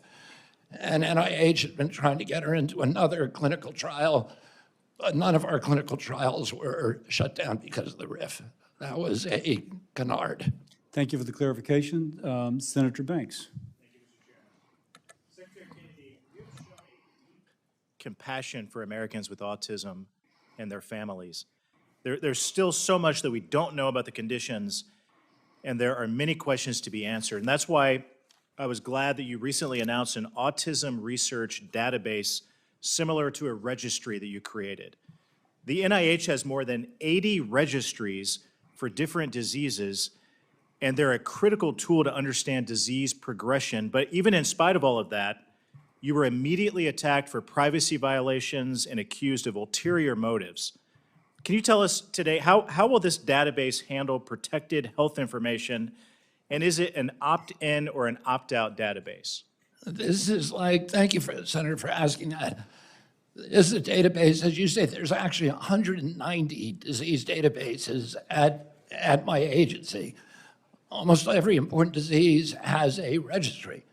And the red arthritis has a registry, for example, heart disease, cancer, various kinds of cancers.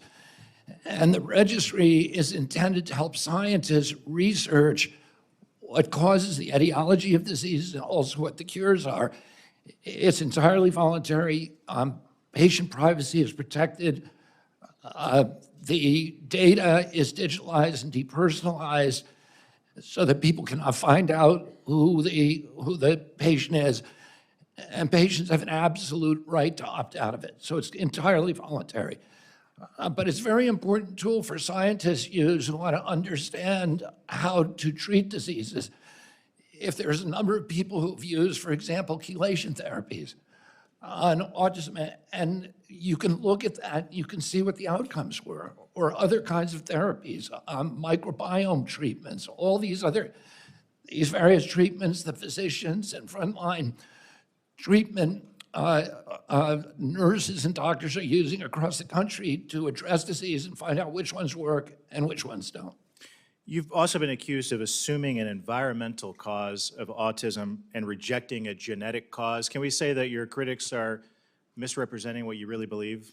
Well, I don't think, I think if my critics are saying that I reject a genetic cause, I think they're correct in the sense that the autism is an epidemic and the genes do not cause epidemics. They can contribute a vulnerability, but you need an environmental toxin. It's like cigarettes and smoking.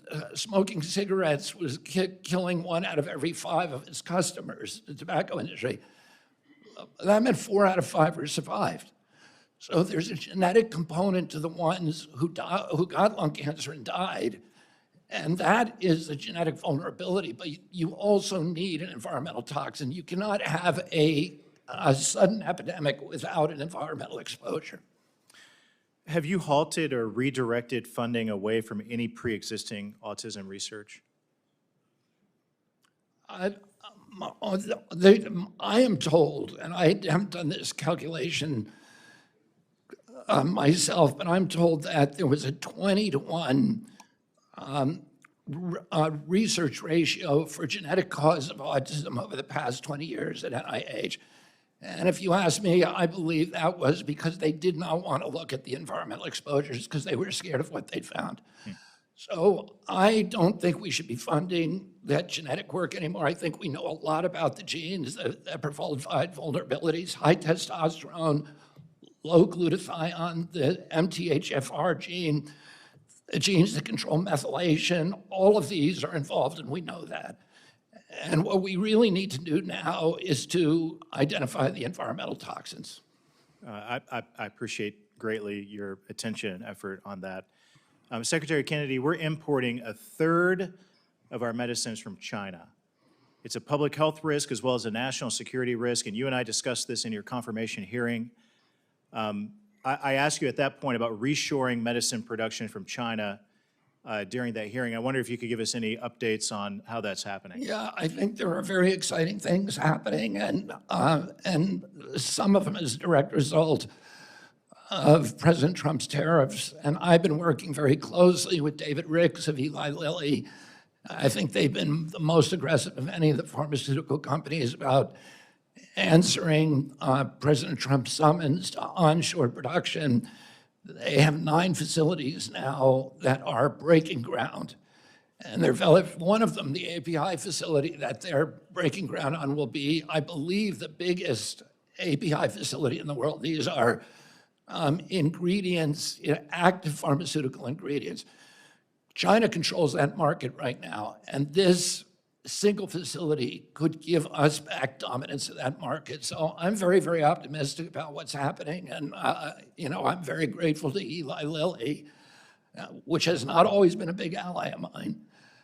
And I'm grateful, and we've been working very closely with the leadership of Eli Lilly to make sure they get what they need to onshore production, because we saw during COVID that for essential medicines, we cannot afford to have the ingredients offshored. Thank you for your leadership. I yield back. Senator Markey. Thank you.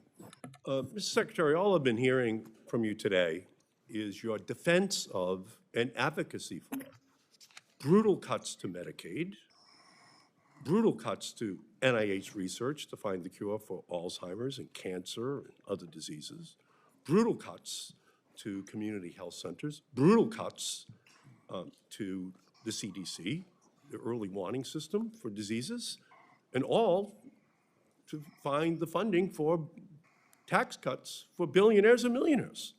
That's all I've been hearing. And it is absolutely unbelievable that the Secretary of Health and Human Services can sit before the Health Committee and make such an argument. So Secretary Kennedy, for months I've been hearing from people about the impact that you and Donald Trump have had on them. And for months I've been sharing their stories, and I've compiled them here. And Mr. Chairman, I'd like to include my Make America Sick agenda. Without objection. Included in the record. Thank you. This is a set of stories that are being told to me that I would like to relate to you. Jennifer, who's from Massachusetts, is a stage 4 cancer patient. There is no cure for her diagnosis. Her life depends on federal investment in research and for clinical trials to continue uninterrupted to find a cure for Jennifer with NIH funding. She's right to be worried. I heard from Henry in Rhode Island, who wants a continued funding for cancer research where he works. He's worried about getting fired because the lab's NIH grants under new leadership were cut. He wants to work on cancer research to find the cure for Jennifer. You've already terminated $1.8 billion in NIH funding, which for Jennifer should really stand for National Institutes of Hope. She's losing hope. You're defending a 40% cut, Mr. Secretary, in research for Alzheimer's, for cancer, for stroke, for diabetes, for mental health. They're being slowed, they're being slashed. And I understand streamlining, but this is not streamlining. It is a bludgeoning of our health future and a giveaway of our global scientific leadership, and it will be people like Jennifer who will pay the price. Lou from Massachusetts, he wrote to me about his son who died of an overdose. He said his son Zach was, quote, a loving and loved family member who had the illness of addiction. He wants research to cure this disease, funding for treatment without stigma, support for health workers serving people with addiction to prevent any other family member from suffering from the same fate. Can you honestly tell us that, or tell him, actually, that you can cut $1 billion from the Substance Abuse and Mental Health Administration, including funding for programs to teach first responders how to use naloxone, to help to guarantee that other parents not lose their children? Can you honestly tell me that the cuts you have already made to addiction treatment across the country will make anyone healthier? How can you justify a $1 billion cut to substance abuse and mental health, Mr. Secretary? Senator Markey, you weren't here when I was talking earlier, but one of the things that I've talked about is that the budget for my agency increased by 38% over the Biden administration, and Americans got sicker, and more Americans overdosed, and more Americans died from cancer, and we have now an epidemic of colorectal cancers in our children, and the chronic disease rate has now gone up to 60%. The autism rate has dropped to 1 in 31 children, and all that money that was supposed to cure those diseases or avert them, none of it worked. All we need is leadership and a new vision, and I'm bringing that to my agency. Look at, And I'm realigning my agency. President Trump is negotiating with the Chinese about keeping fentanyl out of our country. Well, that's a good thing, isn't it? Well, in the meantime, we can't be cutting the programs for the people who are already suffering from opioid-related diseases. We can't cut the programs. Yes, it would be great if we could cut it.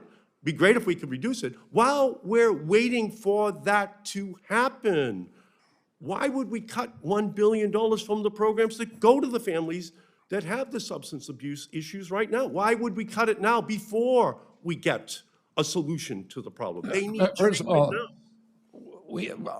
most of the programs that support addiction, including naltrexone, Narcan, Suboxone, methadone, housing, we operate under SAMHSA 500 rehabs that give people access under Medicaid. We are keeping those intact. We have President Trump, because of his leadership, has dropped the fentanyl imports from this country because of his leadership at the border by 40%. So we're actually doing more with less, and we are going to continue to do that. And what I'm doing at my agency is I'm realigning all these perverse incentives that have driven up costs and driven down health. I'm realigning so that people can make money in this country and markets can make money. Look at 80,000 people died last year. This is not about efficiency. This is about cruelty. Cutting these programs. These people are already addicted. These people already need help. You're slashing Senator the Markey. programs that families need right now. Senator Markey. Thank you, Mr. Chairman. Senator Moody. Thank you, Mr. Chairman. And thank you for being here. I think it is wonderful that we are doing this hearing. Thank you, Mr. Chairman. And I believe this is the HELP Committee's first HHS budget hearing in more than 2 decades. And certainly, I don't think this afternoon has been easy on you. And we are grateful that you're willing to answer the hard questions. Thank you, Senator Moody. And have the difficult discussions, because if I heard you correctly, you know, the 60%, 50%, whatever increase in the last 5 years in your agency, you said reflected or resulted in people getting sicker and more people dying. And we have to do more than just think throwing money at something is going to solve a problem. And I am grateful for everyone that's stepping up on the cabinet and saying, I want to do this job in a deliberate way that's going to deliver for the people, that means more than just coming here to Washington and throwing money at problems and spending taxpayer monies without giving a lot of deliberate forethought to results. And I think that's what you've been trying to say here today, and I appreciate you tackling this, because not many people would want to brave this job, certainly at this moment in time. And as our nation is spiraling out of control and more debt, and more spending, we have got to be responsible for the future stability and success of this country. So thank you. I start there. I also note that in some of the numbers that we saw in this proposal, there wasn't much information in terms of asking for more money. I'm assuming that you're not asking for more money specifically related to the FDA, and I wanted to focus on a few things. And I believe your approach is probably going to be, how can we be better? How can we use the resources we have to do more for the American people, deliver on their health without spending more money? And one of those ways, I believe, in the FDA would be to tackle Chinese illicit vapes. I think 60% of their vape market that are in no way regulated. We have no idea what are in these things, chemical-ridden vapes all over the United States, being bought by all of our kids. I would ask that you dig into that and look at that. I know the FDA has been backlogged, and the excuses kept coming out on why they weren't following through and enforcing this thing. Meanwhile, we have more and more kids that are vaping these chemicals, and we have no idea what's in them. So would you look at that with your department using the resources that you're asking for today? Yeah, absolutely. We are looking at it right now. And during the Biden administration, the FDA slow-walked the approvals for U.S. vaping companies. And the U.S. vaping companies, in my view, were acting very responsibly. They were putting chips in their vapes that would make sure that young people could not use them. They were giving good information about addiction. And they had very extensive labels. They really went out of their way not to make it attractive to children. They were slow walked, so they're off the market.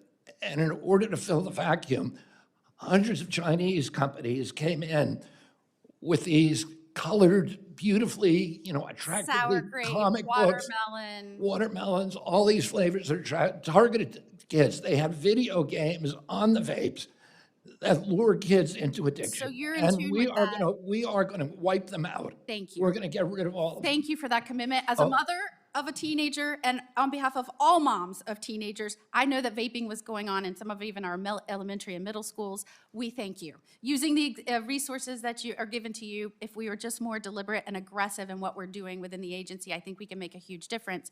And I want to direct your attention to one more important issue. One of the things that drives me crazy is when nonsense regulations are on the books and they have no benefit whatsoever, but yet they're on the books and businesses are trying to comply with them. In our citrus industry, our orange juice producers, there is a regulation that requires a certain sugar content. It's called a BRIC standard. It doesn't affect quality or nutrition at all. In fact, our oranges now that are being produced in Florida produce slightly less sugar. But because of this arbitrary standard, producers of orange juice in Florida have now had to start importing from foreign companies and foreign nations oranges into our country to mix with our products to deliver orange juice. The standard, it doesn't affect quality or Raise the sugar content in the orange juice. We want to lower the sugar content that's required by this regulation. I'm sure you would not disagree with that. No. But would you look into an interim final rule that would lower that slightly to save the orange juice industry domestically? Yeah, why don't you call Heather Flick, who's popular, Hannah Henderson, this week, and we will act on that as quickly as we can. Again, using the resources we have, just being smarter in our approach, we can do a lot to save a once thriving industry. Thank you. Thank you. Senator Kim. Thank you, Chairman, Secretary. I wanted to just relay, I had a town hall, I had a fire captain show up to this town hall, somebody who worked at Ground Zero, and he is somebody who said he was diagnosed with cancer. He said he's on borrowed time, and he was livid, absolutely livid about what he said, the administration gutting the World Trade Center health program. And we've talked through some of these cuts that have happened before, some staff cuts, some maybe brought back on, the administrator cut. I just need to hear from you. I promised this fire captain I'd ask you about this. What in the world happened?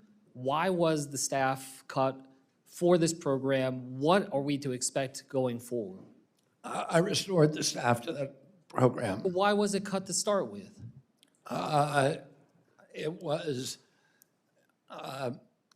it was part of the overall budget cuts. Our agency was asked to make very, very serious budget cuts that were going to be painful, and some of them should not have been made, and that was one that should not have, and I reversed it. Were you unaware, or were you aware that the decision to cut NIOSH staff would cut that World Trade Center health program? Well, you know, my agency is the biggest agency in government. It's twice the size of the Pentagon. It represents about 20% of the U.S. economy. We have hundreds of institutes and sub-agencies. We try to be as careful as we can about what we cut and what we didn't. We made a couple of mistakes. No, I don't That think was you one. were trying to be as careful as you can. I mean, that's the problem that we've seen by rushing these decisions. You know, this was, I know, early in your time there. Senator, I understand that if you look at this from a distance, you'd say, why don't you just do this surgically and cut one person at a time? This agency has grown so big, so fast, and everybody who comes in says, I'm going to cut it down, and nobody's been able to do it. And there was an understanding that the longer that you wait, the more the inertia kicks in. And we had to act quickly so that we can do something for the American people that is lasting. And we understood that there would be some mistakes made and that we would go back and reverse them when they were made. But it was more important to do decisive action quickly that could eliminate the metastasizing of this agency to, you know, which was growing and growing as our health declined. So where is World Trade Center health program will go back to where it was before you became secretary? That program will continue. There will be continuity in that program. That's all I can Continue, tell you. yes, but at full strength of where it was before you were secretary? The program itself will continue. Well, look, the fire captain also raised this issue about the National Firefighter Cancer Registry, also something I promised him I'd ask you about. Why was that shut down? Cancer, I don't know about that. You don't know about this? No. Okay, well, look, what I'll just tell you is I'm happy to work with you on it, though. there's a National Firefighter Cancer Registry, and this is something that's part of NIOSH. And because of the cuts, when I go to the website as I am right now, it says the information on this page is not currently being updated and access to tool is limited. Firefighters can no longer enroll in the National Firefighter Registry for Cancer.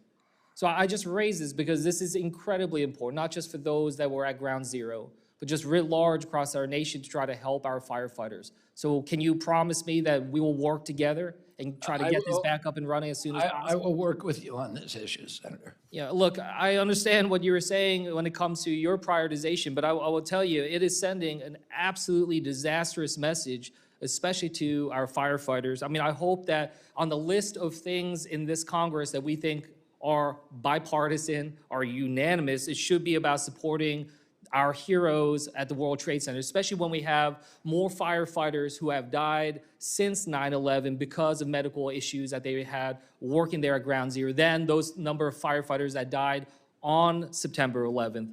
And so if we can't even agree on that, if that is not seen as a high enough priority to try to protect, then I am worried about everything else that is more controversial, has less unanimity. So Secretary, I will follow up with you on the National Registry, and I do want a firm answer on you on what is the final staffing at the World Trade Center Health Program. And with that, I'll yield back.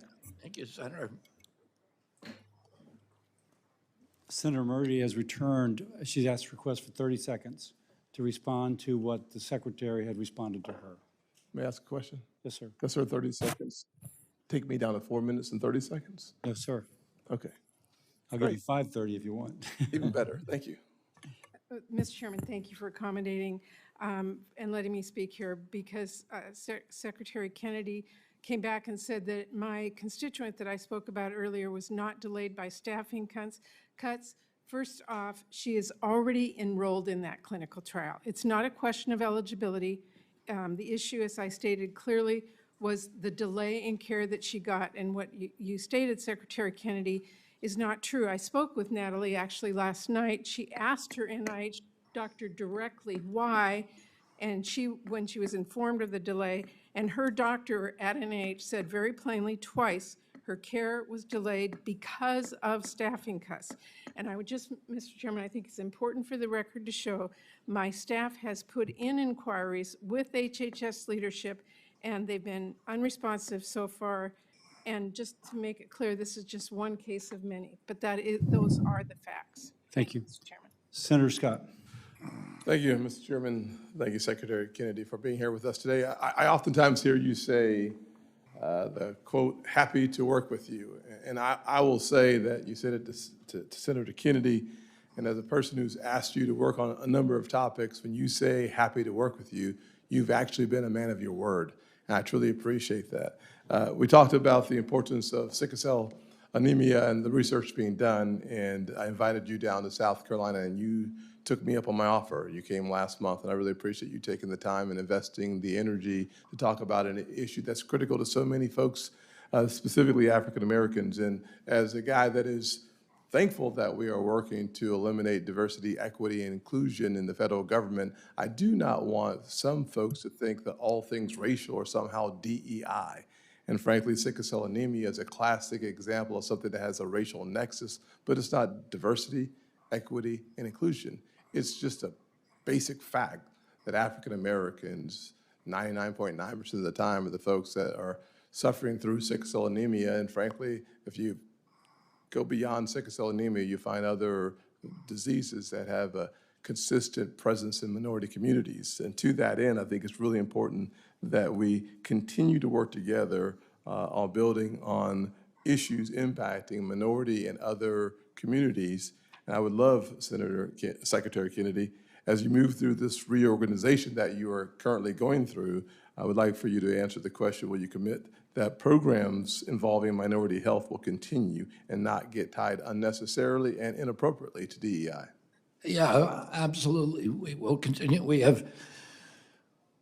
think that one of the minority health programs has been terminated, and it was one that was deeply embedded with the DEI ideology, but there are 7 others that are going to continue. I want to thank you for inviting me down to South Carolina. That was a wonderful trip. It was really, I got to witness a microcosm, a template for how medicine ought to be working. Yes. You have brought together under your leadership hospital systems, pharmaceutical companies, and the biotech companies that developed this new technology for treating sickle cell, and patients, and they had all worked together to make it affordable so that South Carolina now has this extraordinary program where if you have sickle cell in South Carolina, you can get 100% funding with, I think it's 100% cure or close to it. Very close to it. Thank you. I'll just ask the 2 questions as opposed to asking the preliminary to the questions. For all the parents of children with sickle cell, can you please just reassure them that the Administration of Health for America will work on sickle cell and addressing minority health issues? It's a simple yes or no. And will the full budget, and when it's released, reflect funding at AHA for both the Office of Minority Health and Sickle Cell Activities that used to be housed in CDC? Yeah, absolutely, my commitment. In fact, I had a company in this morning meeting with FDA that has a new technology that it seems as effective and may be even more economical. And I'm very, very excited, and I'm excited to show it to you if it proceeds, if it makes it through the traps at FDA. Excellent.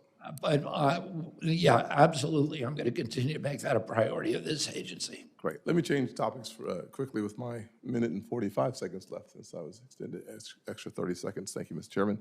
I really appreciate the work that you're doing, frankly, as it relates to addressing how our food supply contributes to chronic diseases, including the phasing out of petroleum-based as part of your Make America Healthy movement. I'm really encouraged by the FDA's announcement last week approving 3 new natural color additive petitions. During your confirmation hearing process, I shared your passion for shaking up the food industry, and you are truly doing just what you said you were going to do as it relates to food additives. Because of your bold actions at HHS regarding petroleum-based food additives, the food industry responded by getting rid of these dyes in favor of natural alternatives. Thank you for your work in bringing healthier food options for our kids. Can you talk about how you will use your position to continue to build on your work eliminating artificial food dyes to further improve the quality of food sold to Americans in our quest to make Americans healthier? Yeah, I mean, one of the big areas of neglect has been linking specific food additives and food processes to the chronic disease epidemic. The NIH has neglected that area of study. It is now the central focus of NIH. It's going to be looking at, and FDA, looking at ultra-processed foods, at sugars, and the 10,000 additives that are in our food that are in nobody else's food in the world, and looking at the impact so that we can put accurate labeling on, and when they're really dangerous, we can revoke their authorizations under GRAS. Thank you, sir. Thank you, Chairman Cassidy, Ranking Member Sanders, and welcome, Mr. Secretary. I have nothing personal against you. I don't even know you. But what I do know, as the former Deputy Secretary of Health and Social Services in Delaware, is how important your agency is to the lives of so many people in our country. During the confirmation, your confusion of Medicaid versus Medicare did not instill a lot of confidence. But today, as you talk about these budget cuts being painful, I am reminded of Delawareans who have come up to me and cried and said, please don't let folks take away my Medicaid, individuals with disabilities. While you talk about cutting this large department, there are talks about including more things in the department from the Department of Education. And so I'm concerned about that. And when we met in January, you committed to radical transparency and responding to all congressional inquiries within 30 days. Since then, we've sent dozens of letters. And to my knowledge, like Senator Hassan, I haven't received any responses. And given your stated commitment to transparency and your focus on efficiency and responsiveness in your opening comments, I think this is a great opportunity to get your commitment that you will respond to the letters from this committee, and also an opportunity to maybe talk about a few of the things that I wrote to you about. So let's begin with this letter. In March, I wrote to you expressing my concern about the delayed meeting of the federal vaccine experts, otherwise known as ACIP. The meeting of this committee is a key step in getting vaccines to millions of people, from babies to seniors, and delays can have negative impacts on vaccine accessibility and affordability. And while I'm glad that the meeting finally happened, we're quickly approaching flu season, and the CDC still hasn't adopted the April recommendations. And I can understand the delay, given that there seems to be no current CDC director. So in the spirit of radical transparency, my question is, who is the acting CDC director? The acting director was Susan Menares, but she is now up for permanent director. And so she's been replaced by Matt Bozzoli. Does this person have a medical background? I believe. Or public health expertise? He's a public health expert. Public health expert. So the fact that the recommendations are kind of stuck is, and the fact that you kind of had a... Well, can I clarify something?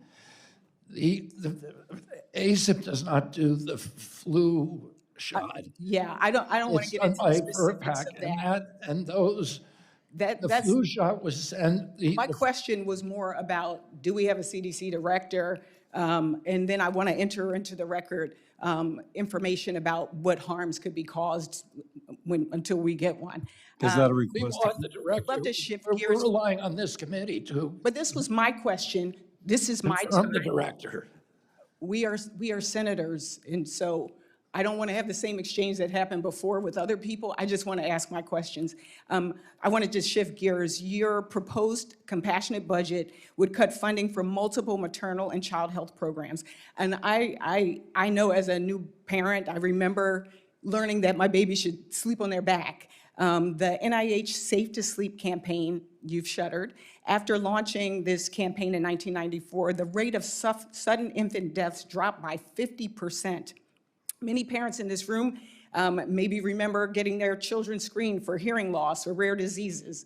That program has also been shuttered. You've cut programs that collect data on IVF, maternal health, infant mortality, all while President Trump is calling himself the fertilization president. None of these policies are based in compassion. And my only concern, even following up on Senator Kim's question, is understanding what goes into gutting a program that has increased, the efficacy of parents and being able to take care of their children.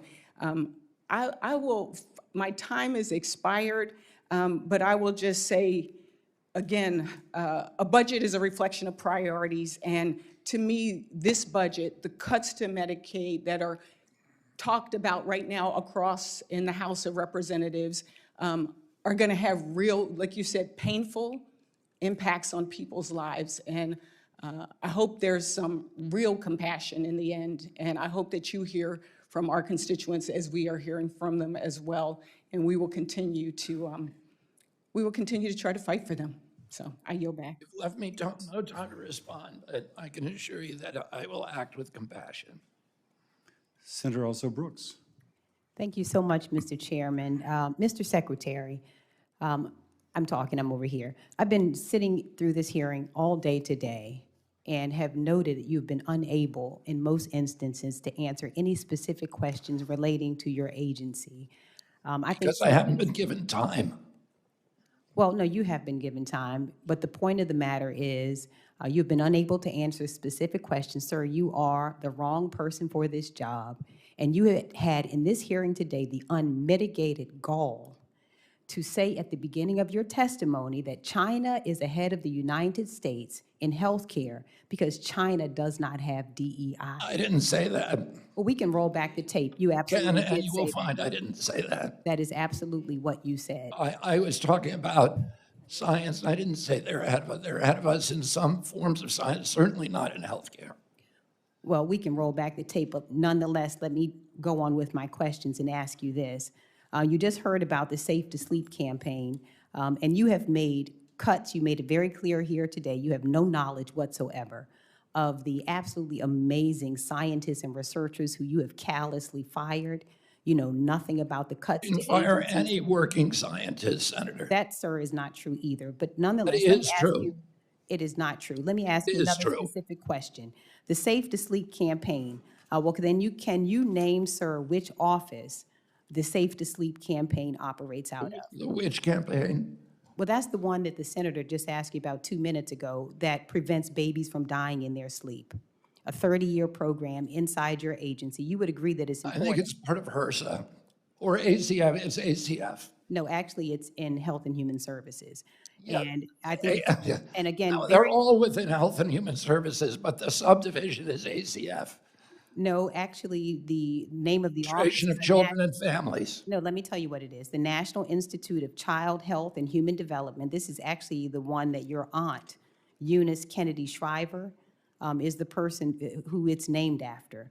And you noted just a moment ago, the senator reminded you that although this is a very important agency, prevents babies from dying, this is the same one you fired every single person in this office as of April the 1st.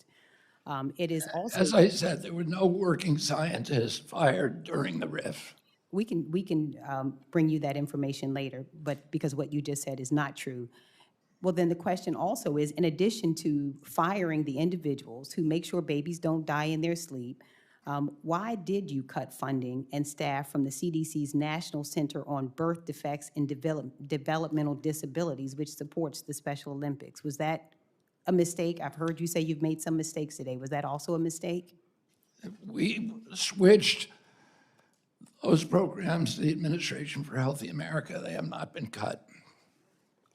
Well, the funding has been cut, and this is one that oversaw the Special Olympics. Are you aware of that? We have not cut the Special Olympics. You've cut the funding, and you also dismantled the Division of Reproductive Health and Women's Health and Fertility. You're aware of that, right?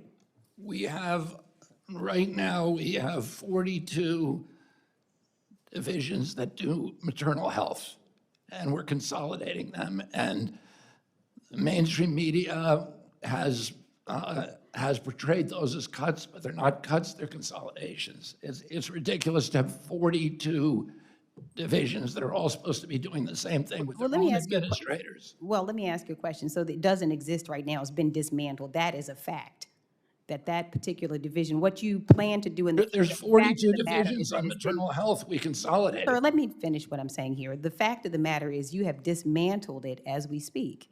And are you aware, what does the assisted reproductive technology mean to you? Are you familiar with that? Are you talking about IVF? Well, it's assisted reproductive technology. It's a division. Do you know what it does? Is it part of NIH? No, it's actually a part of your agency. It's a Oh, part. NIH is part of my agency, Senator. You should know that. I do know that, but it's actually a part of, it's the CDC is where it is. Okay, then it's CDC. Right, okay. Let me just ask you, and again, these are all of the things you seem unfamiliar with, the ones, the programs that you've cut. You're Let me just ask you- unfamiliar with my agency, that NIH and CDC are part of HHS. Oh, I absolutely know. NIH is in my county. I was there this past weekend with the I know that. researchers that you have fired. So I absolutely know where NIH is, sir, and don't need any help from you in knowing that. I see the time. Thank you. Senator Blunt Rochester, did you have something you wanted in the record? You mentioned something but didn't formally ask, and I want to make sure. Yes, Mr. Chairman, I'd like to introduce this into the record. It is, the CDC has no acting director, sources confirm. It is- Without objection, it's entered into the record. Thank you so Senator much. Sanders. Ask unanimous consent to enter into the record 21 letters from groups raising concerns about the HHS reorganization budget and RIFs. Also ask unanimous consent on behalf of Senator Murphy to enter 2 articles into the record. Without objection. For any senator wishing to ask additional questions, questions for the record will be due in 10 business days on May 28th at 5 p.m. Thank you again, Secretary Kennedy, for being here. The committee stands adjourned. Thank you very much.